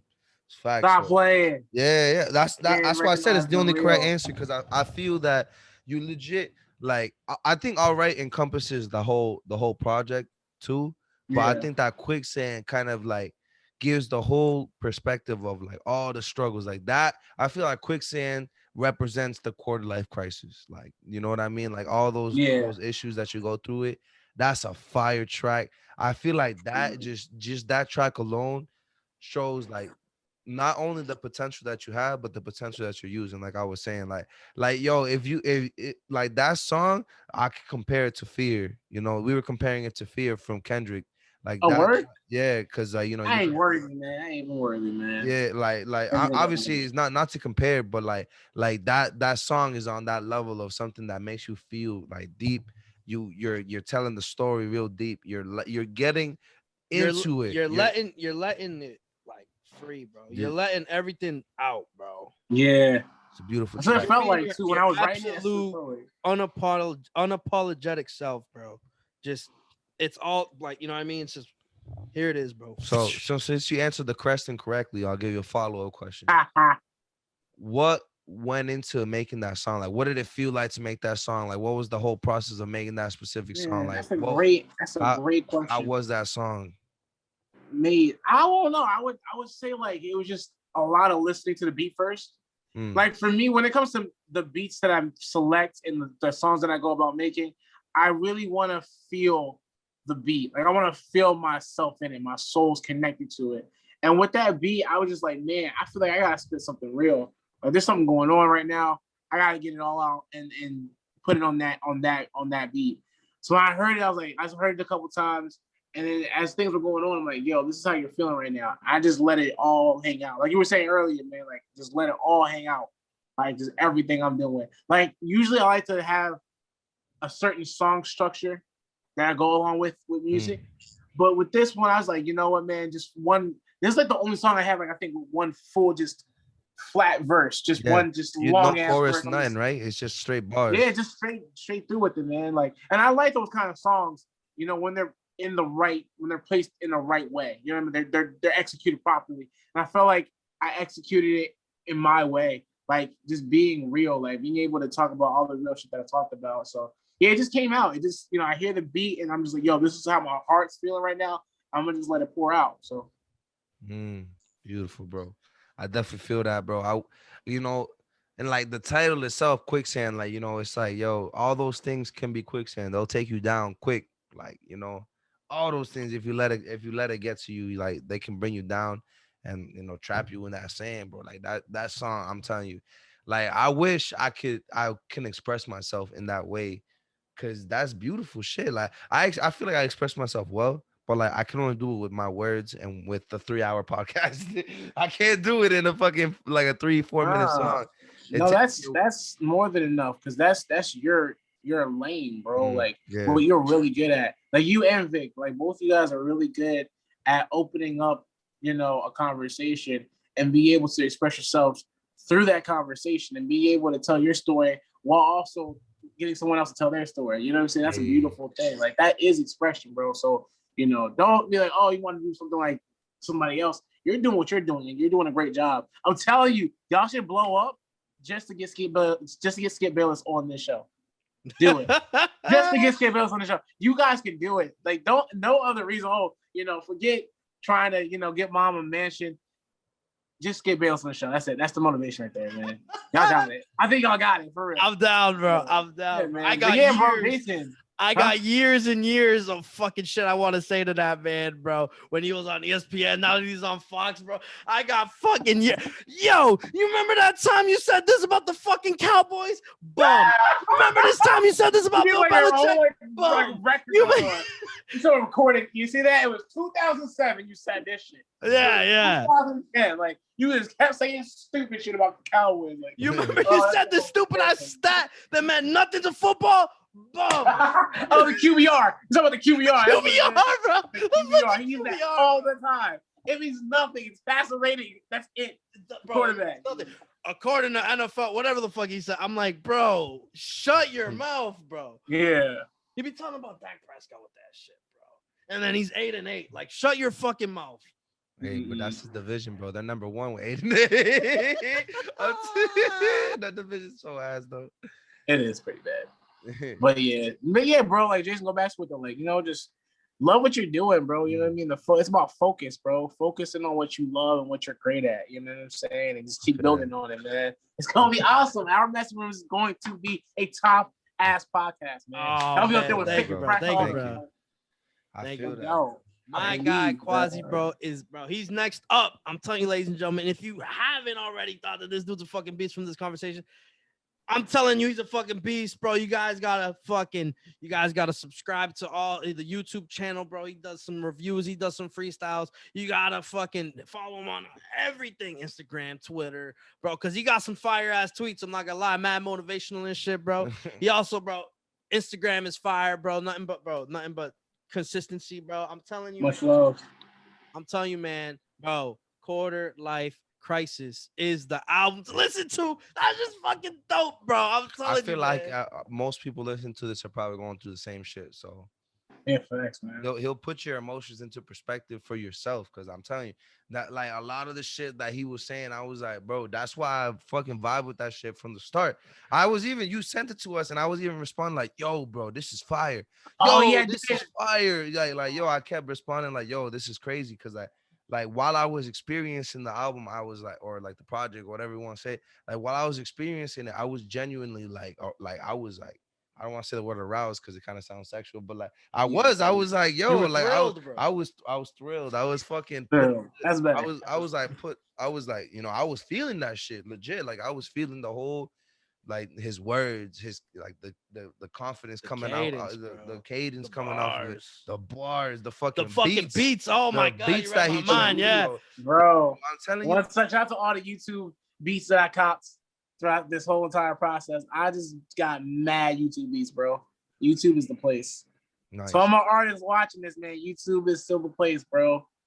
It is a vibe. Yo, but I feel like literally 100% of that was YouTube. Nice, really, like beats. Okay, no, free? like 93%. No, hell, no, I bought all them beats, but like it was one beat was made by a producer from my hometown. Okay. What was it called? It was called Immobilized. That's a fun. The third track. I can't move. Hey, mobilized. I feel immobilized. Yo, that's a fire track. Thank you, bro. That is a fire track. Like, my homie, shout out to Artie Young, man. Producer in Reading, man. He killed that track, man. Like he just said it to me one day. I was like, oh, this is nice. And I was like, yo, I gotta do something with it one time. So yeah, he did his thing for that for sure. Yeah, that's the din din din din. That's how it goes. Din, the beat, bro. And it's like, I can't move. Yo, you just go off on the beat so fire, bro. Like it's so like I was like this, bro. I'm like this. That was one of the first. That was like the first song that I was like, I put it in my liked on Spotify because my liked on Spotify is not just like I like good songs, but I like shit that hypes me up because it's more for the car. So I'd be like this when I'm driving. I can't move, fucking. Hey, vibes, baby. Like that, bro. Much love, yeah. Mobilized, and it's weird. So, Quicksand is probably my favorite song sonically, how it sounds. Mm. Immobilized is probably my favorite song to write, if that makes sense. Like writing it, that shit was fun. Like the last Get Back to Work, Put Your Passion First, Stop Playing Yourself, Quit Chasing After Her. I just love how I wrote that. It came across so beautifully. I was like, yo, that's lit. I love it. Crazy, bro. That's like that procrastination shit. I'll be in my bed like, damn, I can't move. It's real. That's what I'm saying. That shit real, bro. Like, it happens a lot. You ever just wake up at like 10 and you're like, yo, you don't got no work to do? You like, man, I think I'm gonna just chill. And you wake up and the next thing you know, it's 5 at night. You're like, oh my God, I didn't do anything, man. The sun goes down. You're like, I ain't do shit. It's the worst feeling ever. Yo, that shit's crazy. Gotta stay productive, man. Yeah, but yo, I feel like this is a good place to cut it. I got work tomorrow, so yo, bro, thank you. I hope you enjoyed the whole episode yourself. Oh my God, this was so much fun. Like honestly, bro, I'm not gonna lie. Before I got on here, I was like, man, I was hella nervous. I'm like, man, I hope I don't say nothing stupid. Nah, bro. Don't worry about it. We're some regular guys, bro. We're cooling, man. Facts, man. Like, dude, thank you guys so much for having me on the show, man. For real. Course, bro, of course. Ladies and gentlemen, like I said, you got to follow him on all platforms. Quasii, bro, let them know where they can find you on all social media platforms, bro. Yeah, so it's going to be at Quasimodo. So it's Quasii Mode, MODE. That's for everything, for your Instagram, for the Twitter. And yeah, check me out. The boy makes TikToks, ladies and gentlemen. That too. Quasimodo on TikTok as well, man. Everything's going up, man. So yeah, stay tuned. You can find him Spotify, SoundCloud, Quasii, Quasii, Quasii. Make sure you actually listen to the music. Don't just follow him on social media because the music is fucking fire. If you're not, ladies and gentlemen, if you're not listening to Quarter Life Crisis. Sorry, that shit just went through my head. Quarter Life Crisis, ladies and gentlemen. Yes, sir. When I tell you that shit is amazing, that shit is amazing. And if you're not, I'm telling you, if you're not doing it and you're not telling this man how much fire it is, we're gonna fucking find you and we're gonna fucking point at you and laugh because you're fucking slacking. Exactly. But laugh hard, man. Ain't no giggles. Ha ha. It's time for the messy moment. Messy moment. Messy moment. Messy moment. Oh man, ladies and gentlemen, when I tell you that episode was fucking legendary. Oh man, ladies and gentlemen, I'm telling you, you gotta follow my guy Quasii on everything, bro, because he's just fucking a beast. I'm telling you, this is one of the funnest conversations we've had, and it's been most fun. Keep going. What? Keep going. Keep fucking talking. What a guy, right? But anyways, ladies and gentlemen, we're in the messy moment. The messy moment is a time where we can reflect and we dive into the episode that we had with Quasii. Oh man, it's a time when we could highlight something we want to highlight. It's a time when we could fucking plug something in. It's a time when we just talk about our favorite part. It's a time when we just leave you guys, the audience, with something to think about for the end of the show. I'll go first. My overall messy moment. This episode was fucking crazy, bro. I'm telling you, I got like 800 messy moments. Roasting the Eagles, that was fun. You know what I mean? Right. That was right, man. You know, fucking just talking about Quasii's music was amazing. Talking about how he writes and like he scatters his ideas was amazing. But I think my overall favorite messy moment, if I had to pick one, is just the overall vibe of the podcast. Like, so going into this, you know, my boy's from Reading, Pennsylvania. He's not from these parts. You know what I mean? He's not from around here. And you know, we only essentially know him through the DMs. So it's kind of like I get kind of nervous when I'm like, man, I don't really know this person personally, this and that. But then as soon as he hopped on the camera, we were just chopping it up about J. Cole, and it was fucking amazing. And I was like, yo, this is going to be a great episode. And I thank him for just the nerves went away. You know what I mean? And I was able to just be my absolute true self because he's a fucking beast and he was his absolute true self. And we just had a great fucking time. That's my messy moment because it was just so much fucking fun. Boom. All right, I'm going to go next. That was a good one, bro. It is true. That vibe it's just crazy, bro. This dude could talk. I actually got two messy moments. First, I want to highlight how truthful this dude is, bro. Like, yo, like I asked him, like, like what is the idea of quarter life crisis? Like, what does it mean? What is it about? Like, how did it even come to be? And he just said, like, yo, it's about all the struggles that I be going through life. I've been living at my mom's. I sometimes be struggling with money and shit like that, and that's real. A lot of people have that. Not everybody is rich like all these rappers always talking about being rich and having all these foreign cars and all this bullshit. Like, yo, but the reality is, like, 99% of the world doesn't have any of that shit.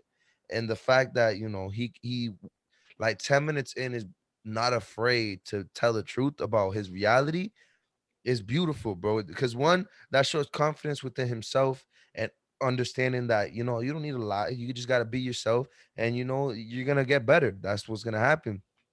Not only that, like, yo, like, I just going back to J. Cole, like we were talking about J. Cole before the episode even started, and like his reaction to the offseason. In the offseason, J. Cole has a bar when he talks about, like, yo, sometimes, like, yo, rap about being a broke rapper because, like, that's real shit. That's something you can respect. Because like that's the reality of life, bro. Not everybody's well off, bro. Not most people are not well off. So, like, why rap and fake it and instead of just being yourself like Quasii does? Like, that's just beautiful to hear. And that's why I feel like, me and Vic, we both fucking vibe with that shit. We both, like, enjoyed the project so much that we had this crazy ass conversation about all the topics and that shit, and just obviously the ego shit. That's just because they're ass. But, like, yo, the whole thing was about, like, Disrespectful. along the lines of the fucking thing of the fucking album.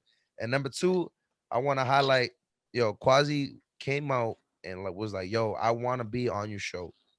Like, I like, he And we got a gem. told us, like, we got a fucking gem. I didn't, bro. I'm looking at mostly people in Massachusetts because I know one that's around us. We love Mass and we love the people around here. I feel like there's beautiful shit here, but so I'm not looking like mad far around us. But this man came from Pennsylvania and was like, yo, I want to be on your show. Like, I enjoyed the episode of Luke Bars, and then his music was fire. So, like, yo, if you are somebody that is listening to us and you respect and you like what we do, bro, please do not hesitate to hit us up. Not be afraid. Don't do it. Fear don't bring you nowhere. It's a two-man Find them show. DMs. This man's either gonna see it, I'm either gonna see it, or I'm gonna tell Jason, yo, someone just DM'd us, or he's gonna tell me, yo, Vic, wake your bitch ass up and answer that DM. That's just how we do it in the messy room. You feel me? It might take a while, but we get there. But still, it's a two-man show too. It's yeah. hard. Yeah, exactly. I just wanted to highlight Quasii, yo, thank you for that, bro, for not being afraid, for, like, putting yourself out there, and like, it gave us the chance to have this beautiful, whole session right here. So I appreciate you, bro. We definitely need a part two, bro. For real, I'm down for it. We didn't even get into God, and I know that's a big part of your life. That's something that that is very true, man. I didn't get a chance to talk about it a whole lot myself, but yeah, man. I mean, a lot of messy moments, but messy's good. You know what I'm saying? Yes, I don't know. I want to say how we started off, just the vibe. Kind of what Vic was saying, like the vibe was really good. He said he was nervous. I was really, really nervous. I haven't done like an interview like this. It's been like a couple years, like probably several years, maybe 3 or 4. But like the vibe was awesome. Just being able to talk about J. Cole and be able to talk about like real life shit that happens in our lives and stuff like that. And you guys sharing some parts of your personal life with me was really dope to me, because I didn't want to like come off like, oh, it's just all about me, but like actually make it like a conversation. And as well, the fact that you guys are so open to making it a two-way conversation. I also loved, just being able to talk about that topic of validation and understanding like that the world that we really do live in. And just how like terrible it is, man. Talking about female rappers and the stuff they got to do to get put on versus male rappers and the culture of hip hop, and it was just awesome talking about that. The Eagles, being a more superior team than the Patriots, whatever, and which is like definitely a big highlight. Bro, ladies and gentlemen, this man's also a comedian, bro. I'm telling you, man. Yo, this man got the bars and he got the jokes. Man. The Philadelphia Eagles are the greatest team of all time. And if you don't see that, then you're blind. get your eyes checked. Yo, But that was awesome. I'm too. blind then. I'm blind. Like Stevie, blind like Stevie. But that was a good time too, and just I just want to be able to say to everybody watching this, man, I reached out to them and being able to just have this opportunity. Guys, thank you so much. I feel it's a huge honor being on the show. These guys are awesome. And anybody who's an artist out there, reach out to them. Don't be shy. Like, just they're real dudes. They're really cool. And this is an awesome podcast. Definitely check it out. Boom. Thank you, bro. Thank you, bro. That's you make me cry, bro. Beautiful shit, bro.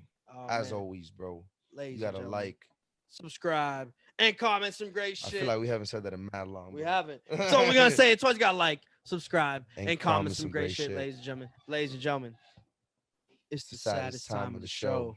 It's the time when we get the tissues and we start crying because we gotta go home and we gotta go to sleep I gotta go to work. and we gotta live. I gotta eat something. Yeah, we gotta eat something, bro. We gotta. Ladies and Yo. gentlemen, Check you later. check you later. You gotta make some noise, bro. You don't come up on the camera. Huh? Say bye, bro. Oh, all right. Take care. Got I'm him. bad with that.